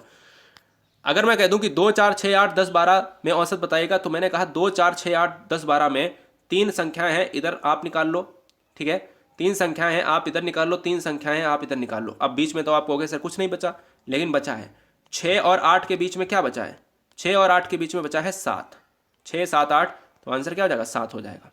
यही तो होता है, दिक्कत वाली बात तो यही होती है। बच्चे लॉजिक लगा लेते हैं लेकिन आंसर में दिक्कत हो जाती है। सवाल भी लेंगे, सवाल नंबर 1 औसत से ले लिया है। जवाब दीजिएगा कि 7 क्रमांकीय संख्याओं का औसत 20 है, इनमें से सबसे बड़ी संख्या कौन सी होगी? इनमें से सबसे बड़ी संख्या कौन सी होगी, कमेंट कीजिएगा। तो 7 क्रमागत संख्याएं, हमेशा आपको ऐसे 7 क्रमागत हैं तो 7 बॉक्स बना लेना है, 3 4 5 6 7। औसत 20 है तो औसत आपको अभी इतना बार रटाया है कि औसत हमेशा बीच वाली संख्या होता है। औसत हमेशा बीच वाली संख्या होती है। हमें बड़ी संख्या बताना है। 20 के पहले कितनी होगी? 19। यहाँ कितनी होगी? 18। हम बॉक्स ही तक तो चलेंगे। इधर कितनी होगी? 21। इस वाले बॉक्स में कितनी होगी? 22। इस वाले बॉक्स में कितनी होगी? 23। तो बड़ी संख्या कौन सी है? 23 आंसर हो जाएगा। सिंपल सी बात आप समझिएगा कि आंसर को बहुत आसान है कि संख्या भी, मैं ऊपर इतना मैं गाथा चिल्ला के आया हूँ, मैं तो यही तो कहने की कोशिश कर रहा हूँ कि भाई संख्या जो होगी वो बीच वाली ही औसत होगी। अब की औसत दे दिया है तो बीच वाले बॉक्स में मैंने औसत रख दिया। इधर 3 बॉक्स हैं, इधर 3 बॉक्स हैं, तो ये 19 18 17 हो जाएंगे, 21 22 23 हो जाएंगे। सबसे बड़ी संख्या पूछी है, सबसे बड़ी संख्या 23 है। सबसे छोटी पूछता तो सबसे छोटी कौन सी हो जाती? तब सबसे छोटी 17 हो जाती आंसर में, ठीक है ना। ये छोटी हो जाती, ये बड़ी हो जाती, बड़ी हो जाएगी तो यहाँ पर बड़ी आंसर हो जाएगा। 5 क्रमागत संख्याओं का औसत 27 है। 5 क्रमागत संख्याओं का औसत 27 है। इनमें से सबसे बड़ी संख्या कौन सी है? 5 क्रमागत संख्याओं का औसत 27 है। इनमें से सबसे बड़ी संख्या कौन सी है, कमेंट कीजिएगा। तो 5 क्रमागत संख्याओं का औसत 27 है तो मैं ये कह सकता हूँ कि भैया देखिएगा 5 क्रमागत हैं, जो 5 क्रमागत हैं, तो यहाँ पर आप ये लॉजिक लगा सकते हो कि 1 है, 2 है, 3 है, 4 है, 5 है, 27 है ना। तो यहाँ पर ये बीच वाला 27 है, सबसे बड़ी संख्या। ये 28 हो जाएगी, ये 29 हो जाएगी, है ना, ये 29 हो जाएगी। इधर क्या हो जाएगा? 26 हो जाएगी, इधर 25 हो जाएगी। सबसे छोटी संख्या ये हो जाएगी और सबसे बड़ी संख्या 29 हो जाएगी। तो सबसे बड़ी संख्या कौन सी है? आंसर ऑप्शन नंबर जाएगा ए के साथ, ठीक है, यही तो निकलेगा। अगला लगाइएगा जोड़। 11 संख्याओं का औसत 21 है। दी गई संख्याओं में 3 जोड़ दिया जाए। बहुत आसान है, कॉन्सेप्ट चेंज हो चुका है, चेंज हो चुका है कॉन्सेप्ट। बॉक्स बनाने की आवश्यकता नहीं है। पेन कतई नहीं उठाना है, कतई पेन नहीं उठाना है। बिना पेन उठाए अगर सॉल्व नहीं कर सकते तो बेकार है। ये सब बिना पेन ही उठाए वाले तो सॉल्व हैं भाई। 7 बॉक्स अपने दिमाग में मान लिए, बोला 4 इधर 3 उधर, लो संख्या। यार मतलब बिना पेन उठाए सवाल लग सकते हैं। पता नहीं कहाँ किस टीचर से पढ़ते रहे हो, कहाँ पढ़ते रहे हो। लॉजिक तो बिल्कुल सेम है ना। अब जैसे 11 संख्याओं का औसत 21 है, बहुत बड़ा सवाल अगर लगाओगे तो बहुत बड़ा सवाल है। लेकिन अगर आप देखोगे कि अगर 21 है, यदि दी गई संख्या में 3 जोड़ दिया जाए, तो मैंने कहा भैया 21 पकड़ो, 3 पकड़ो बराबर 24, लो आंसर। आप हो गया अरे ये तो बहुत सिंपल है। 11 संख्या कुछ भी यार, मतलब लॉजिक लगाने की आवश्यकता ही नहीं, आंसर क्या हो जाएगा? 11 पकड़ो, 3 पकड़ो, 24 हो जाएगा। आंसर ऑप्शन नंबर आएगा ए के साथ। अगला क्वेश्चन आपके स्क्रीन पर है। 11 संख्याओं का औसत 35 है। यदि संख्या के 2 गुना के रूप में 2 गुना कर दें तो नया, यानी 2 गुना के रूप में, ये 2 गुना एक ही है, 2 गुना के रूप में नया औसत क्या होगा? तो हमने कहा कि कुछ करने की आवश्यकता ही नहीं है, कुछ भी नहीं करने की आवश्यकता। 35 है ना, इस 35 में आप क्या कर दो? 2 गुना कर दीजिएगा, लो आंसर 70। कोई समस्या है? कोई भी समस्या नहीं है कि भाई 35 संख्या है, 2 गुना कहे तो 2 गुना कर दो, 4 जोड़ने को कहे 4 जोड़ दो, माइनस करने को -10 कर दो, भाई जो कहे वही कर दो, आंसर हो जाएगा 70, ठीक है। अगला 50 तक की सभी संख्याओं का औसत क्या है? 50 तक की सभी संख्याओं का औसत क्या है? अगर आपसे ये पूछता है तो आपको एक लॉजिक लगाना है। सभी संख्याओं का मतलब है यहाँ पर थोड़ा सा गड़बड़ हो रहा है। सभी सम संख्याओं की बात करिए, हाँ सभी सम संख्या, यहाँ सम लिख लीजिएगा। तो सभी सम संख्याओं की औसत की बात करेगी तो मैंने कहा कि 2 से लेकर स्टार्ट होती है तो 50 तक जाएगी, और जब 2 से लेकर स्टार्ट होती है तो 50 तक जाएगी, तो आपको क्या करना है? 2 + 50/2 इतना कर लेना है। तो ये क्या हो जाएगा? 52/2। ये 52/2 हो जाएगा। इसको काटोगे तो क्या आ जाएगा? 26 हो जाएगा। यही आंसर हो जाएगा। स्टार्टिंग का जोड़ो, लास्ट का जोड़ लो, बस सम की बात है तो सम को ध्यान रखना, ठीक है। सम की बात है तो सम को ध्यान रखना, मेरी बात समझ रहे ना। 2 से लेकर 50 तक की सम संख्या, यहाँ पर सम लिख लीजिएगा, और 52/2 26 आंसर हो जाएगा। ऑप्शन जाएगा बी के साथ। लगाइएगा, रोकिए वीडियो और लगाइएगा। 100 तक की सभी विषम संख्याओं का औसत 2 से ही भाग देना है। फिर हम चलते हैं साधारण ब्याज पर। देखिए दोस्तों,